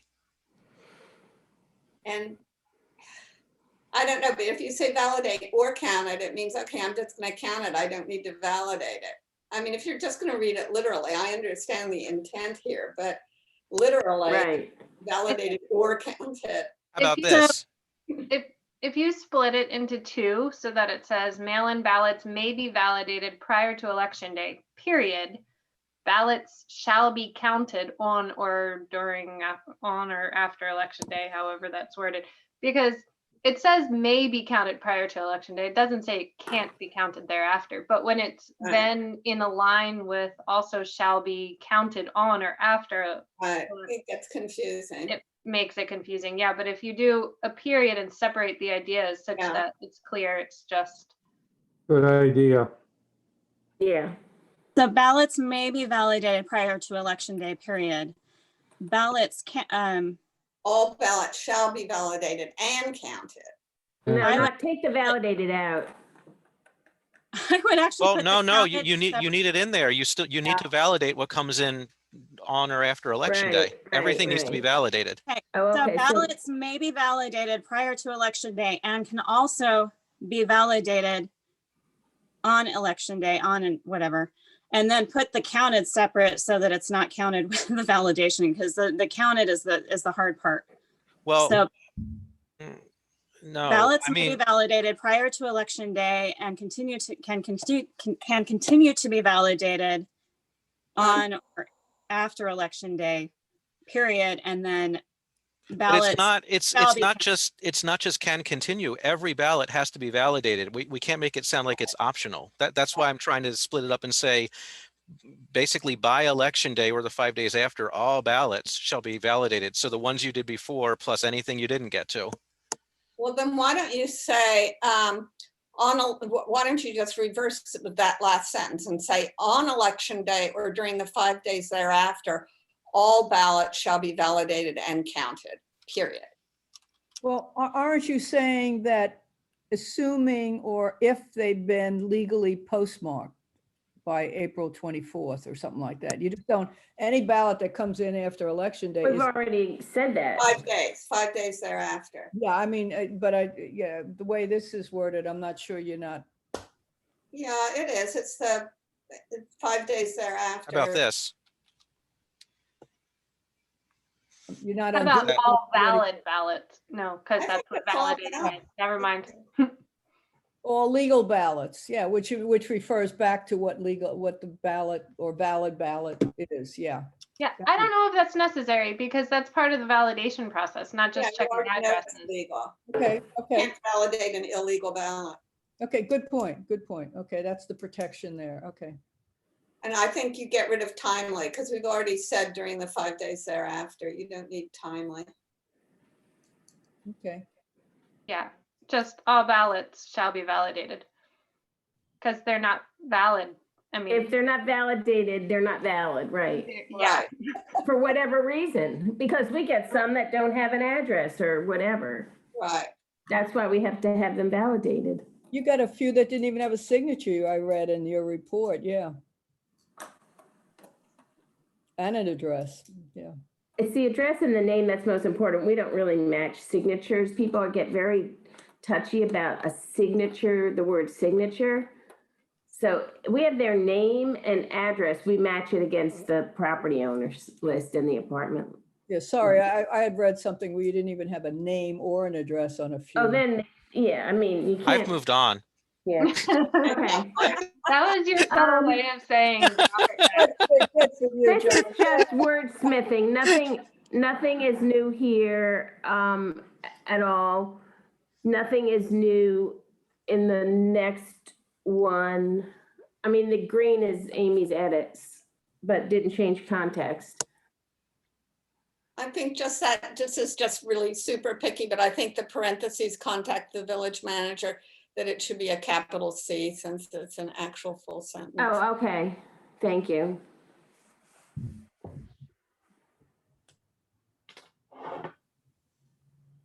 There was a period after manager before that. Period.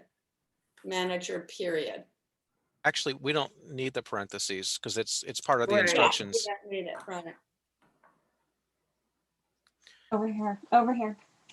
Oh, put them in, I don't know, on the piano or something, okay? On the Please piano. note that if a decision is made to cancel on-site voting, some of the provisions below may not be applicable and all ballots will be received by mail. So we say what we do on election day, but it might or might not happen. We are gonna have to decide if it's gonna happen by mid-March, right, when we prepare, or like the second week in March when we prepare our mailing, because people are gonna have to know when they get the mail if there's gonna be a day or not a day, but we'll know more by then. Just Can we decide right Sandy, now? why don't you I was going to say, why don't you just make a note now to put it as old business at the first meeting in March? Or Okay, Rebecca, were you saying just decide now? Yeah, I don't think that anybody is under any illusion that in 2 months' time we will be, or 3 months' time, whatever it is. Right. I don't think anybody's under any illusion that we're going to be gathering at the other barn in April. okay, so we can then, when we do our mailing, know that we don't have to vote on it or anything. I mean, it just doesn't have to happen. Right? I mean, I agree. speak for everybody, but I agree. Well, I don't know. Some people out there would say, as long as we do it in a school, we're all safe. Right. Sorry. Can we do a hybrid thing, a good point, Jonathan. Jonathan? Can we have a choice, hybrid? or whatever? Hybrid, yeah. I sat in the whole education committee, that's all I heard, right? Okay, so then, down at the bottom, on-site voters, we went through this last time, who don't have identification will ask to sign a form providing their name and address. This is not changed. Nothing there is changed. Oh, what did I do? Why is it not? There it goes.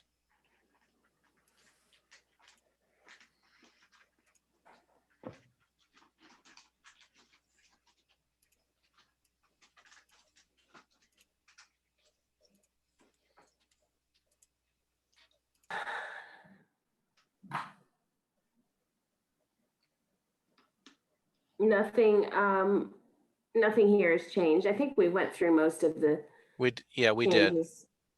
Yeah. And clarifying that it's the youth and teen center. I don't think Right. that's controversial, right? No. Election committee chair or their designated are responsible for warning. Oh, that's not changed. Just nothing about the next after the if the election is held remotely, on-site balloting is canceled. Ballots will be counted and verified off-site as authorized by the election chair. And then I referred to the section that we just did. Election results shall be provided to the community on or after April 30th, which is the deadline for receiving mail-in ballots. If the election is held remotely, there will be no option to observe vote counting. This was all here last time. Yeah, I think.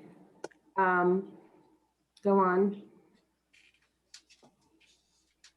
This is just changing absentee to mail in.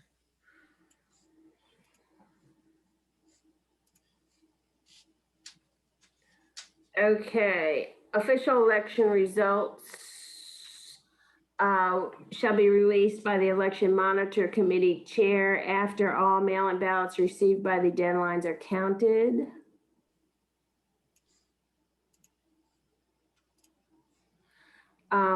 The 5 calendar days, and then changing this to 5 days after this, the committee shall meet within 5 days for discussion, not 7. That's it. Okay.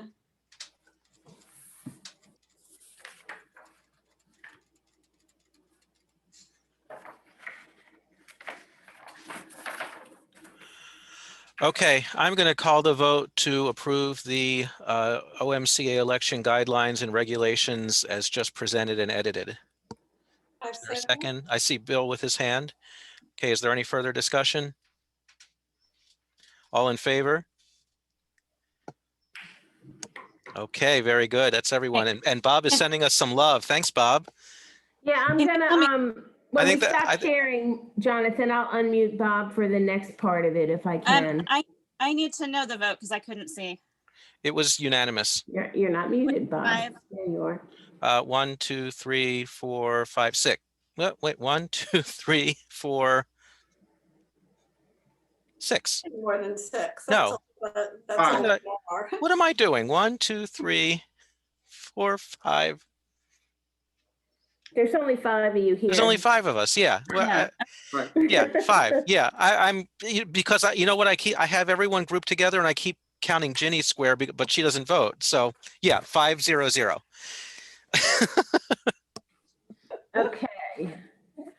The next part is the voting on the election committee members and chairs. And so we had asked the board to consider Bob Burlett and Barb Bartolo. Bob Burlett is here to be the election monitor committee chairs for this upcoming 21 election season. So we'll need a vote.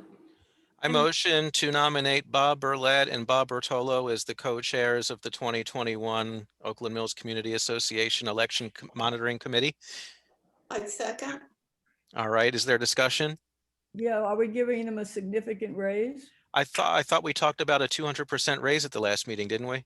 We did, we Yeah. did. Each Okay. year they continue as chair, they get another 100% more of their raise. What's the benefits? They're- I lose a year of life. Yeah, really. Here and after, they are called the Bobs. The Bobs.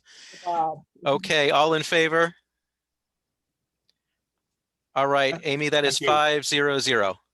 And then I have names that I'll send Amy the list of, I haven't heard from everyone, but I'll put them on the committee. They can drop out. So these are we always can add counters, but we can only add counters under the authorization of the chairs because it has to be people in homes or, you know, together. But I have for the election monitor committee, I have the 2 Bobs. Amy, I'll send it to you. And then I have Judy and Steve Gottsagen, Carol Brain, I haven't heard back from her, but I just sent it out today. Claudia and John Hollywood, and Barb Hazel. And then counters last year, the Gettlemans can't do it this year, but last year we had Kathy Burlett, Saz Bertello, John Hollywood, the Gottsagens, and Barb Hazel and Carol Brain. If we need more counters, if you can leave it to the discretion of Bob's and me to find another household of counters or individuals that live near each other to swap ballots. So do we need to take action on this or is it for our I mean, it information? says to vote on the committee, so you know, I'm gonna send the list to Amy. Okay, and it's the first list you read, correct? Yeah, Okay, I will motion to appoint the first list of names that Sandy read to the election monitoring committee under the leadership of Bob Burlett and Bob Bertolo. Second. Okay, discussion? All in favor? 5-0-0. Okay. Are we on to vacant board seat now? yes. All right, vacant board seat. Is there an update? Thank you. Good night. Thank you, Yeah, Bob. we have received 2 letters of interest and tomorrow's the deadline. Okay, So I was So- gonna pass them along to the committee after close of business tomorrow. does the committee act if we have 2 or less? Or I thought if we have 2 or less, they just come to the board and they get interviewed and we vote for one or the other in the secret ballot. I thought the committee is if we have 3 or more to get it down to 2, isn't it? Probably. Okay. So I think if nothing comes in tomorrow, then the committee is off the hook. Bill? Jonathan, does the subcommittee still get paid? Yeah. And in fact, I think they should also get a 50% raise over what the last subcommittee got. Okay. And benefits. And, oh yeah, and benefits, yeah. Okay. So I will email Jonathan and he can then contact the board about going forward. Okay. All right, Talbot Springs Pool, Paul?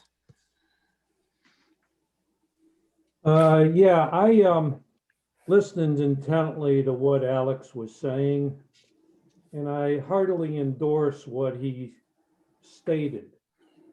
And, you know, we basically row our own boat here.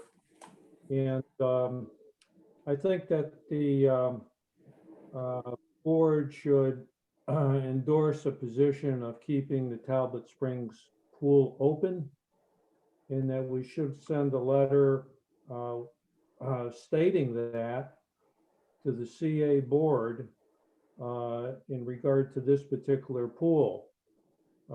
If the board so chooses, they can talk about what might happen in a subsequent year, but I'm more concerned about getting this pool opened for our residents this year.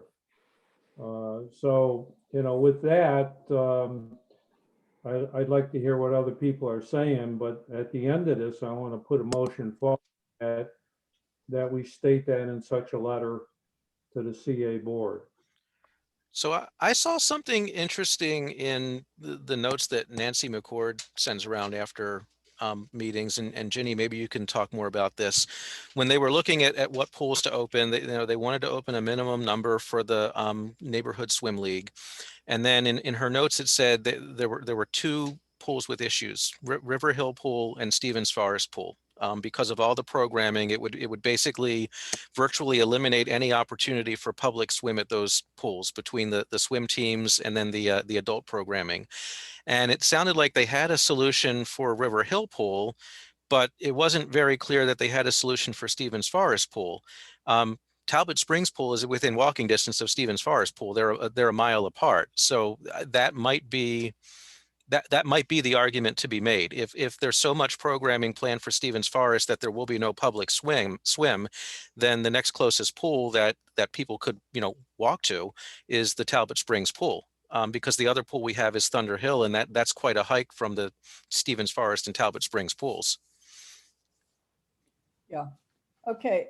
Let me check on the actual programming, which is what you're really asking. And I think what I need to hear from the board is, do you really find it acceptable if there were no public swim at the Stevens Forest Pool? I don't. I find it unacceptable if there's no public swim at the Stevens Forest Pool. That makes absolutely no sense to me. So let me double check that.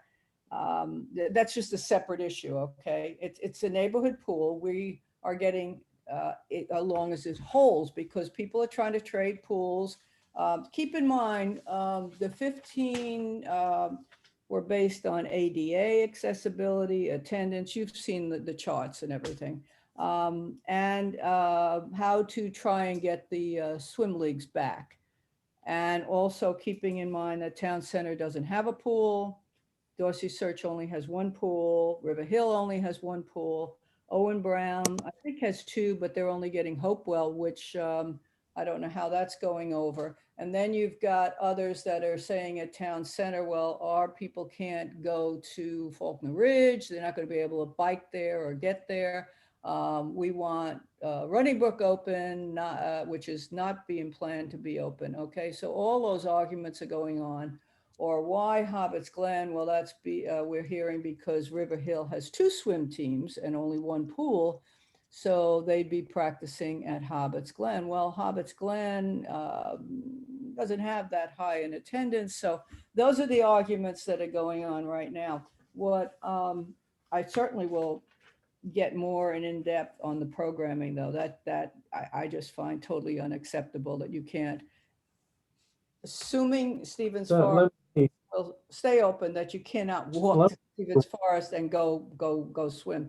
The conditions, depending on COVID or where we are with the vaccines, CA's already said that may be more controlled. And also the number of lanes was one of the criteria. So you've seen all the criteria why they selected what they did. I'm not saying that's acceptable. I'm saying you've seen that to understand where they were coming from. I understand what I've asked CA for is what exactly is the cost. For example, and I don't know how much time we want to spend tonight, but right now, the income is about 1.6 from the pools that in FY22, the 15 pools, the expenses are 2.5 with the 15 pools. So I asked, what would it cost per pool to open it? What are the expenses? The other issue that they keep bringing up, but I don't think they have an answer to this yet, is one of the fears they have is they're not getting as many applicants to be lifeguards. For whatever reason, they used to get a lot, now they're not getting that. So that's a serious concern in terms of what you can do, how long you can keep your pools open, et cetera, if you don't have lifeguards. And then, all right, I won't get off on the other issues in terms of the budget things. I'll work with Alex on that and then get back to you guys so that I clearly understand what Alex is looking for. Because in terms of the golf courses, we can give you what the expenses are. You can see that in the budget and what the income is. The same with the sports facilities. Yeah. Let me interrupt. And, I'm sorry, I can't hear you. the issue I put Albert Springs pool. Yeah. I know Alex brought up these other ones. CA is trying to slice and dice, at least the staff is, the way they're rationalizing these pool closures. And that really is not the issue. The real issue here is that we have pools that are the second highest on the list of what lien residents expect. And if we are going to cut, they have repeatedly said, don't cut the pools. And open space. And, so to me, all the slicing and dicing that staff is doing is nothing else but trying to rationalize away opening all the pools. It is unconscionable, in my opinion. So, I just think that this board should, for its residents, state to the CA board unequivocally that we expect this pool to be open in this coming summer season. Yeah. And that's a motion that I would put forward if I have to. Although, the sense that you can do a sense of the board if that's where you want what you want to do. No, Paul, I'm not disagreeing. What I'm saying is I was just trying to answer some questions about the budgets that were expressed, like the 15 million is open space.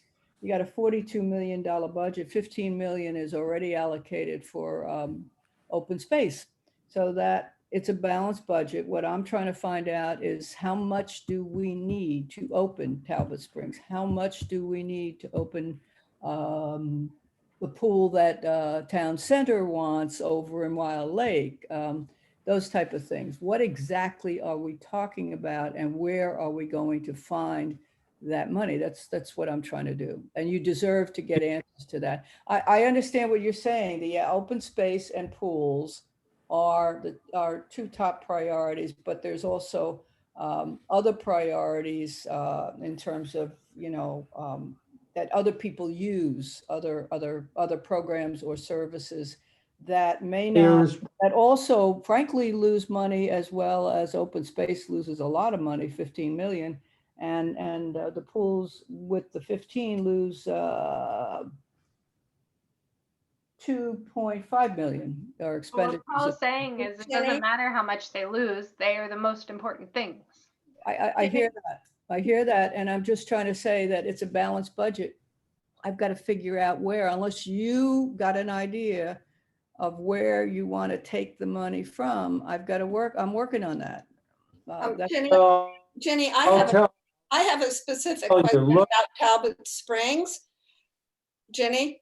Yeah, I'm listening. I'm listening to you. Which is that my understanding was that whether we think it's a good idea to have the pool open or not, or equity questions, all of that aside, my understanding was that there was a real health and safety issue with Talbot Springs. And so is there, in with what it costs to operate it or what it would cost to run it for this summer, aren't there, as we call it, deferred maintenance, but really major things with ADA and the bathrooms and all of that, that makes it not a healthful or safe swimming pool? That's my understanding. So do you have any information about that? Well, as some of you know, on the list, ADA was on the list of why a decision was made. There were other reasons, but ADA clearly was one of them. As to other health issues, I can find out. I'm actually trying to analyze each pool along with some other CA reps, but because it seems to me it's not just how much money does it cost to run it, but how much money would it cost to bring it up to standard where it can be, a healthfully safe operating pool.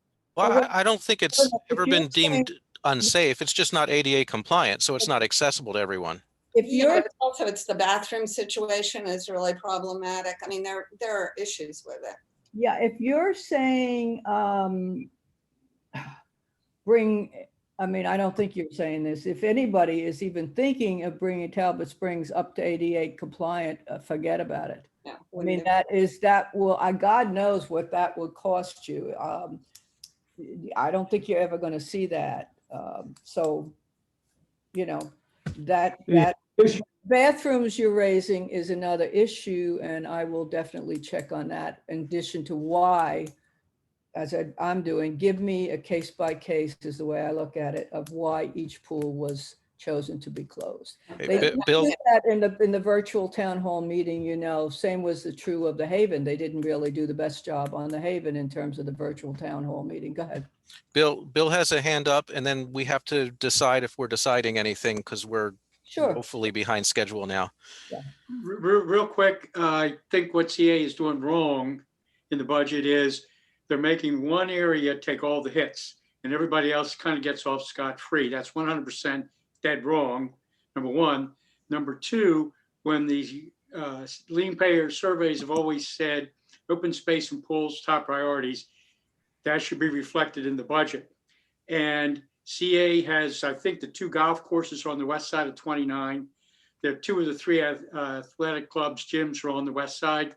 An alternative way, just to get conversation started, CA is close one of the 2 gyms on the west side, close one of the golf courses on the west side, leave the pools open, period, end of story. CA has got to take an across the board cut. If you got a cut, do it across the board. Everybody gets a little pain. To dump it all on the pools is 100% dead wrong. I would be for us writing a letter saying keep all pools open. I think if we single out Talbot Springs, it's a tougher road to hoe. If we band with everybody and say the lien payers want pools and open space, keep all pools open. That's what I think we should do. I will be for any kind of letter that we decide to write in favor of keeping Talbot Springs open, any other pools optional, et cetera. So that's my take. Thank you. Well, can I just make a quick comment about the golf courses, because CA was studying and was ready, staff was ready to present something on Fairway, which we've talked about several times in terms of the environmental concerns, the increased costs when bridges are wiped out, et cetera, a bad location, at least for some of the holes of the 18-hole golf course. And there was a proposal coming. Unfortunately, when the COVID-19 hit, we never did get to see that, but it right now is budgeted for income of 1.2 million, expenses of 1.9 million. But I totally agree with what you're saying in terms of this golf course has to be looked at, but it must be done in a public way so that the public has a chance to actually comment on it. And I think we need to see that proposal sooner rather than later.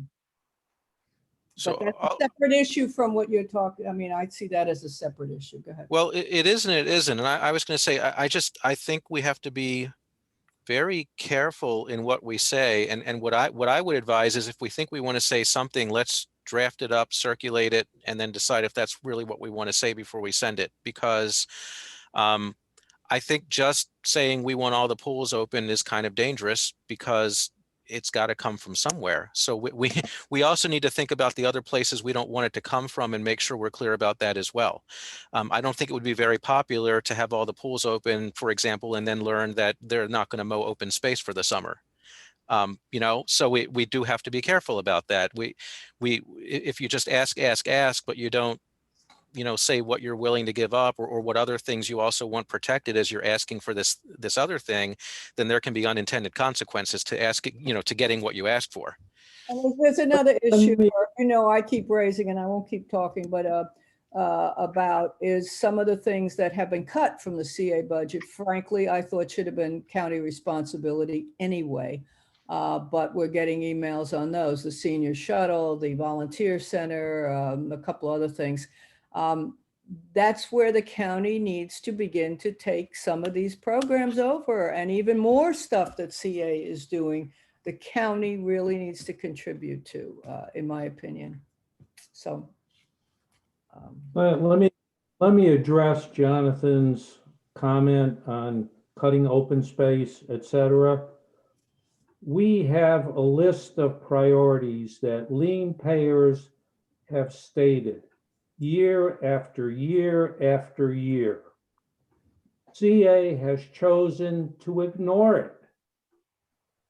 They have ignored the lien payers, what their priorities are.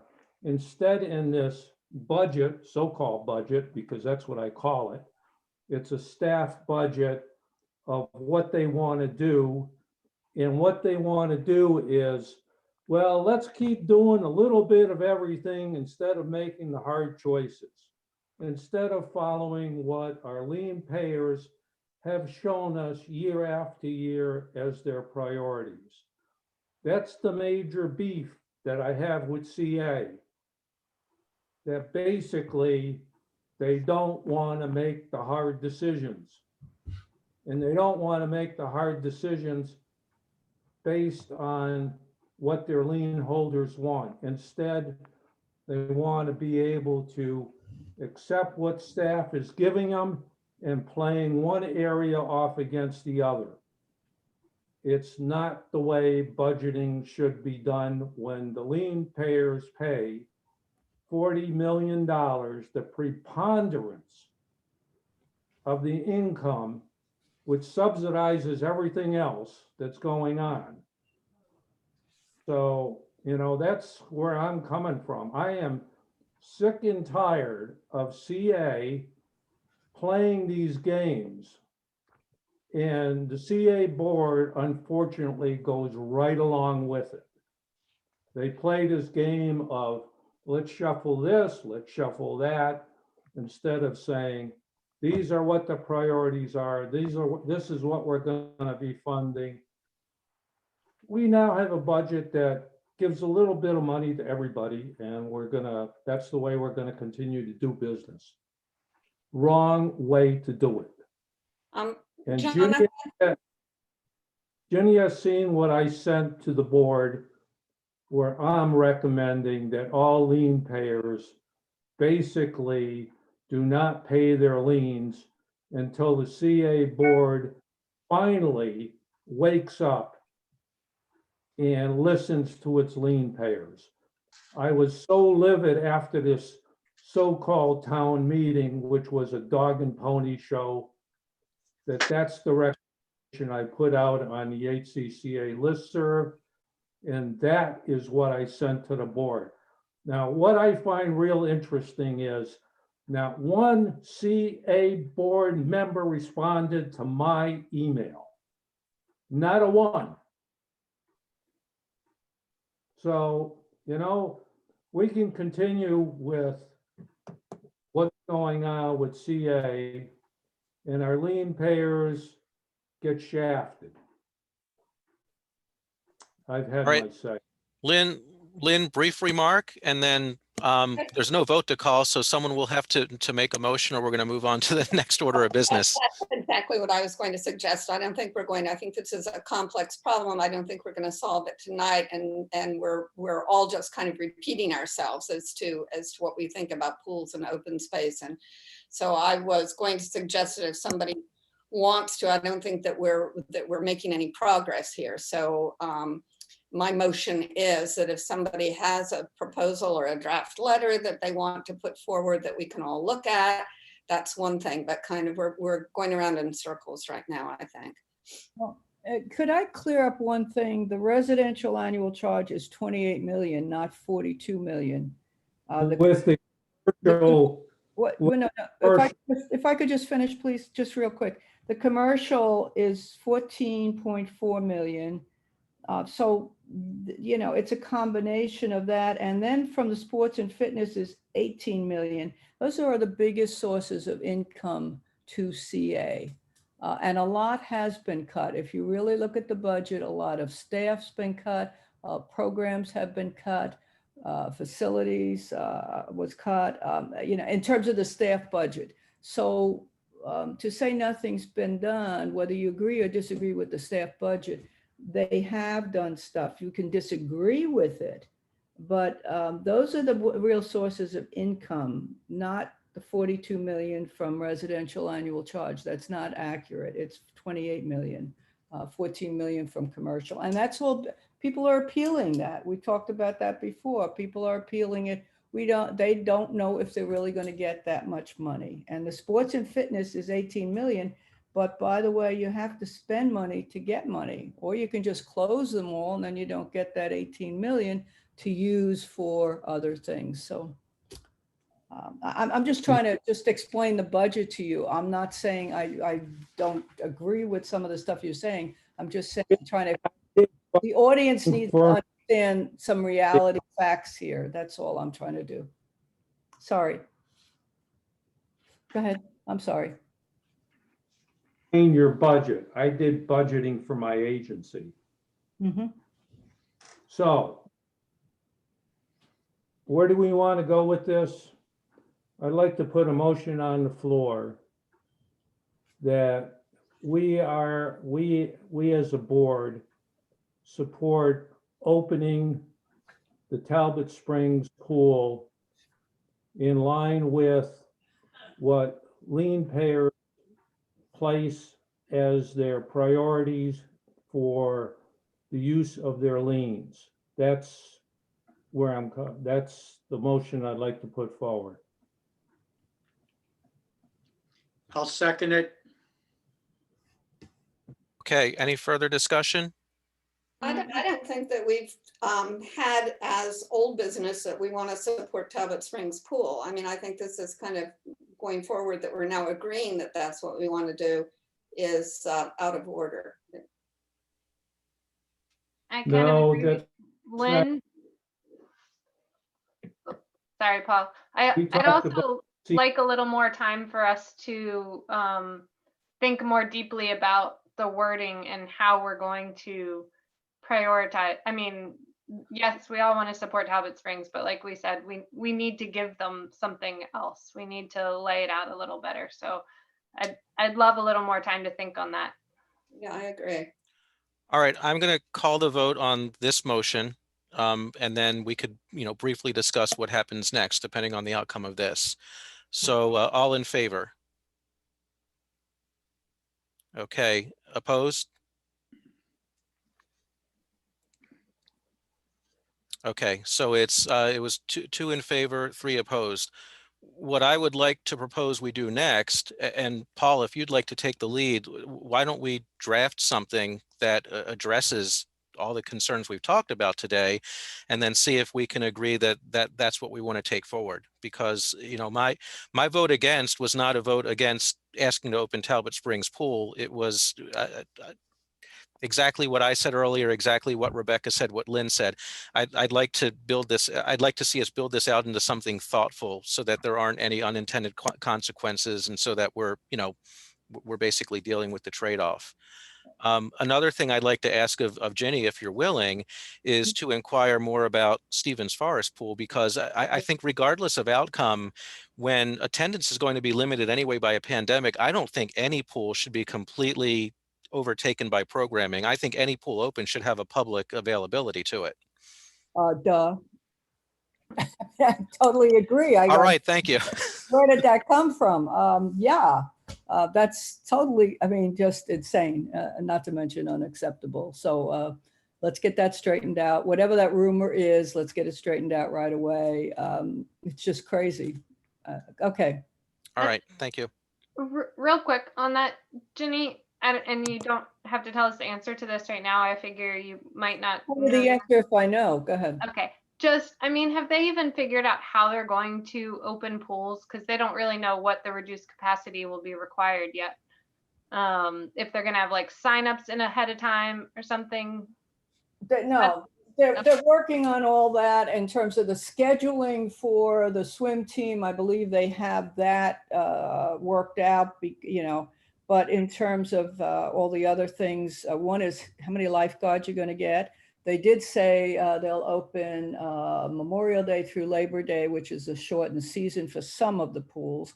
But other than that, it's like, I know it has to be worked out pretty soon, but what are the conditions? What will the governor say? It's both the governor and what will Calvin Ball say, the local health department? Because that was different, as you remember, in some cases. It was the county that told us to close the tot lots. If I'm not mistaken, not the governor. So it's always we are governed by both. And whatever.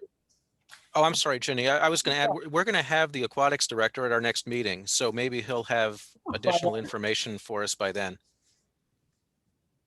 And a public pass. No, I'm kidding. The hours that'll be open for public swim, that just can't take place. That can't. I mean, it's just too crazy.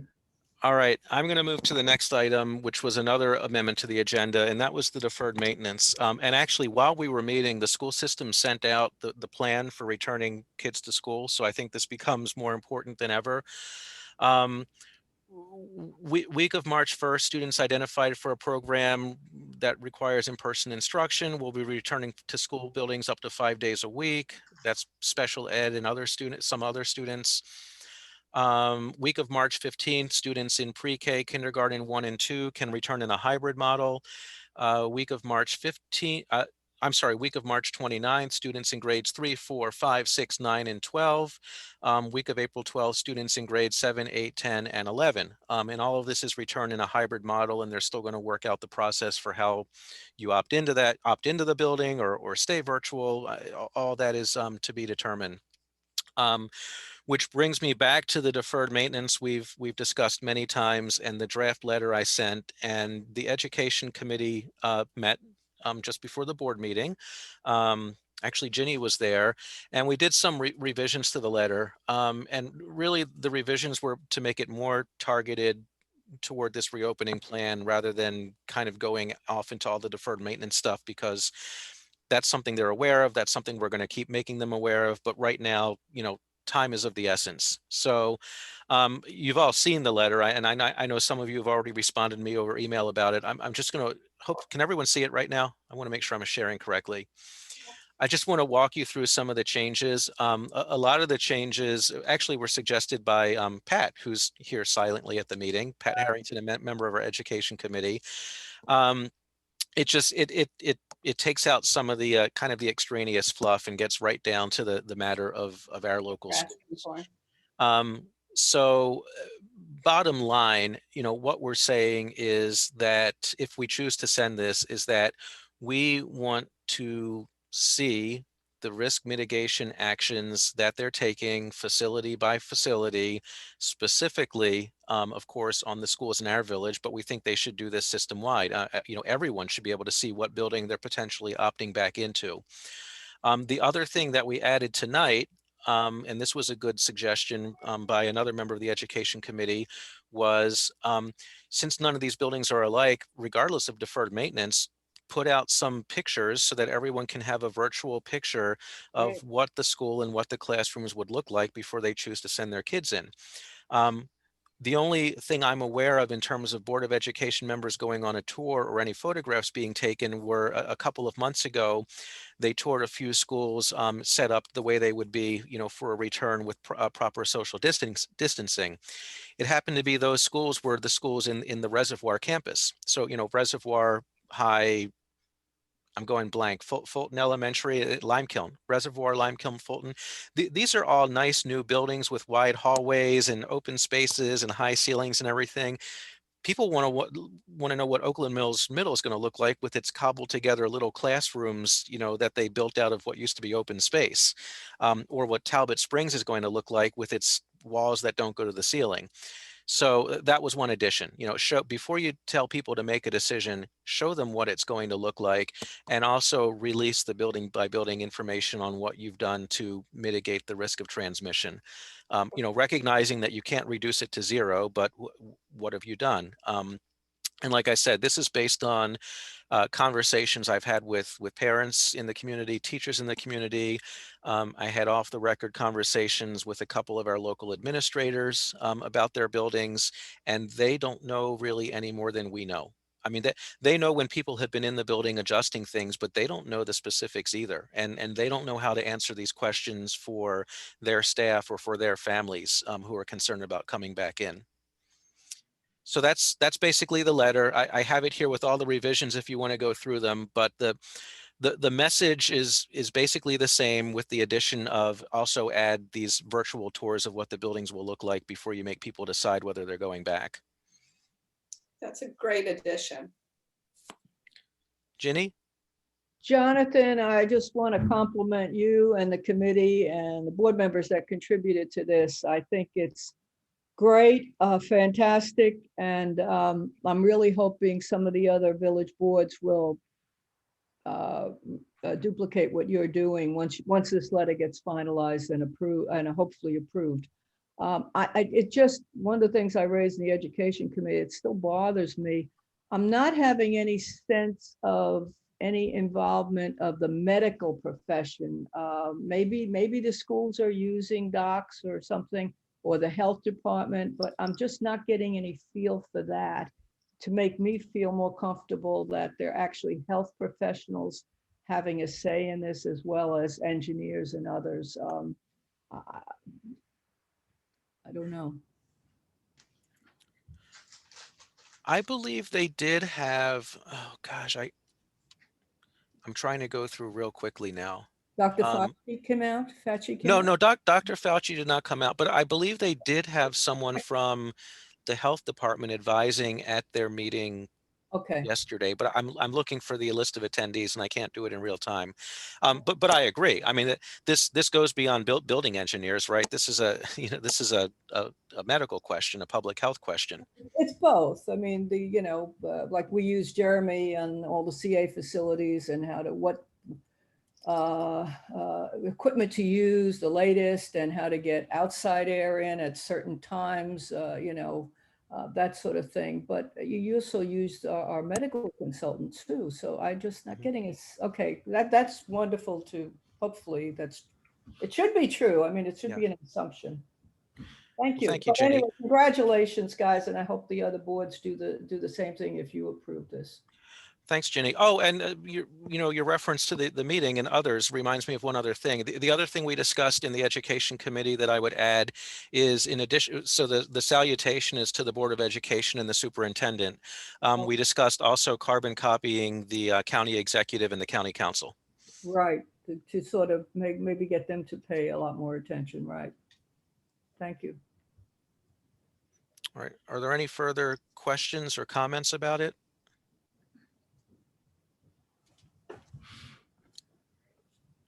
All right, I'm going to make a motion that we send this letter as revised, as we see here, to the Board of Education, the superintendent, with copies to the county executive and his office, as well as the county council.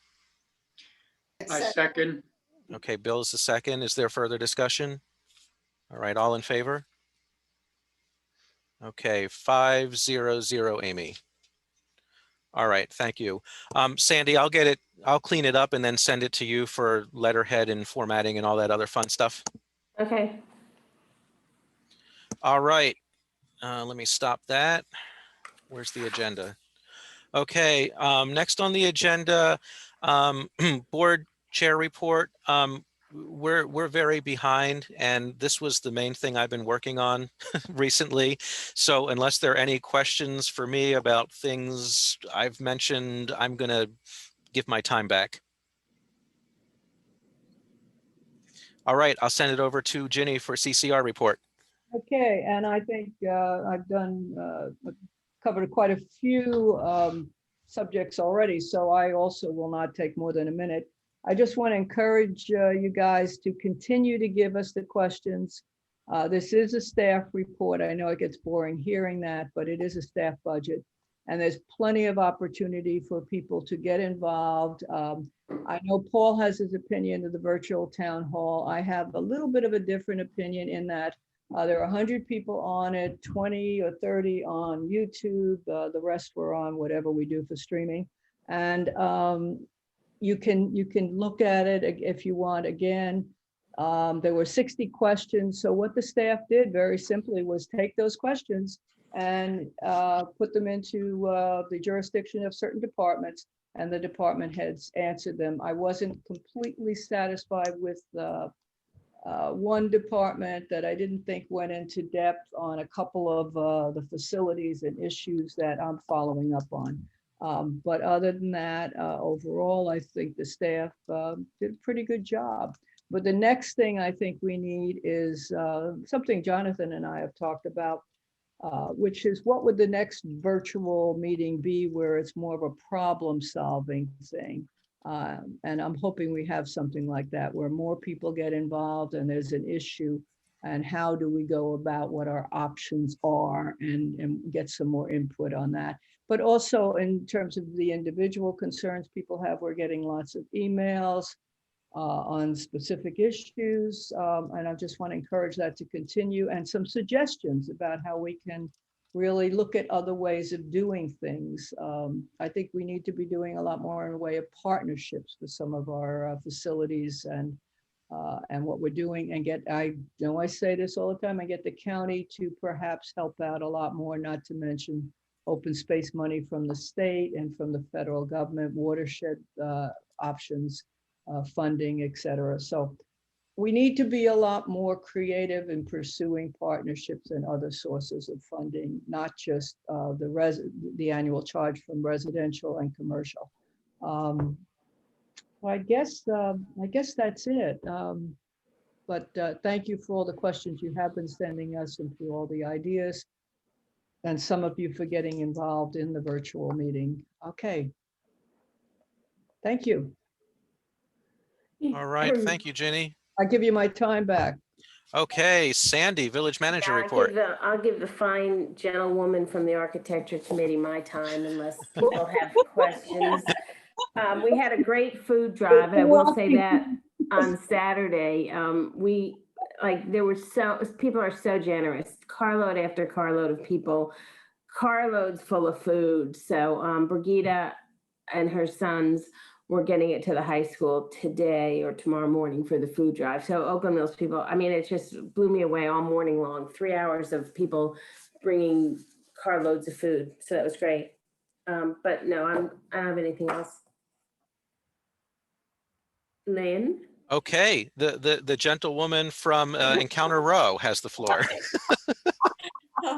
I don't have anything except just my continued admiration for all the people who serve on the RAC committee and the great job that Sandy's doing, just leading our Miri group. And actually the meetings are very productive via Zoom and fun. I look forward to them. And I think our residents are getting a really, people who are applying are getting a really good firsthand picture of what it is that we do in the Covenant program, and a really positive one as well. People always thank us for the suggestions for what we've done. So I think it's productive, but it's also it's productive in dealing with the approvals, but it's also productive just as a PR thing for what covenants actually do for a community.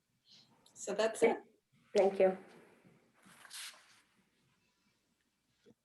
Okay, I guess we are on to the bulletin board. I'll start with Ginny down there in my bottom right square. No,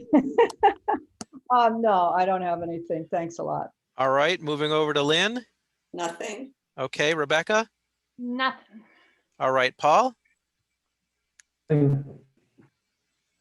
that a nothing? Okay, I think that was it. Bill? The not so gentle man from Patchen Court has nothing for the bulletin board. Sounding like Congress, God. We've been watching too much of the news, I think. You're right.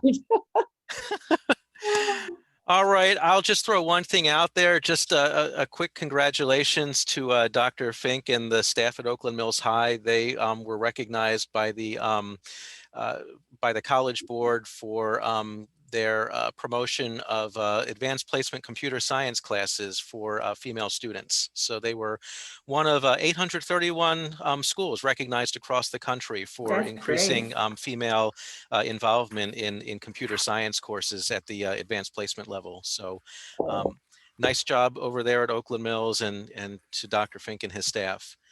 Amy, anything from the front office? No. Okay, Sandy? No. All right, then it was a long meeting, but I think we got a lot done, had a lot of good discussion, and we can adjourn. Thank you all very much.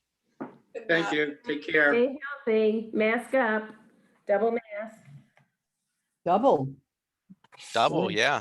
Yeah, they had face shields over at Costco a couple of weeks, well, a little while ago, but I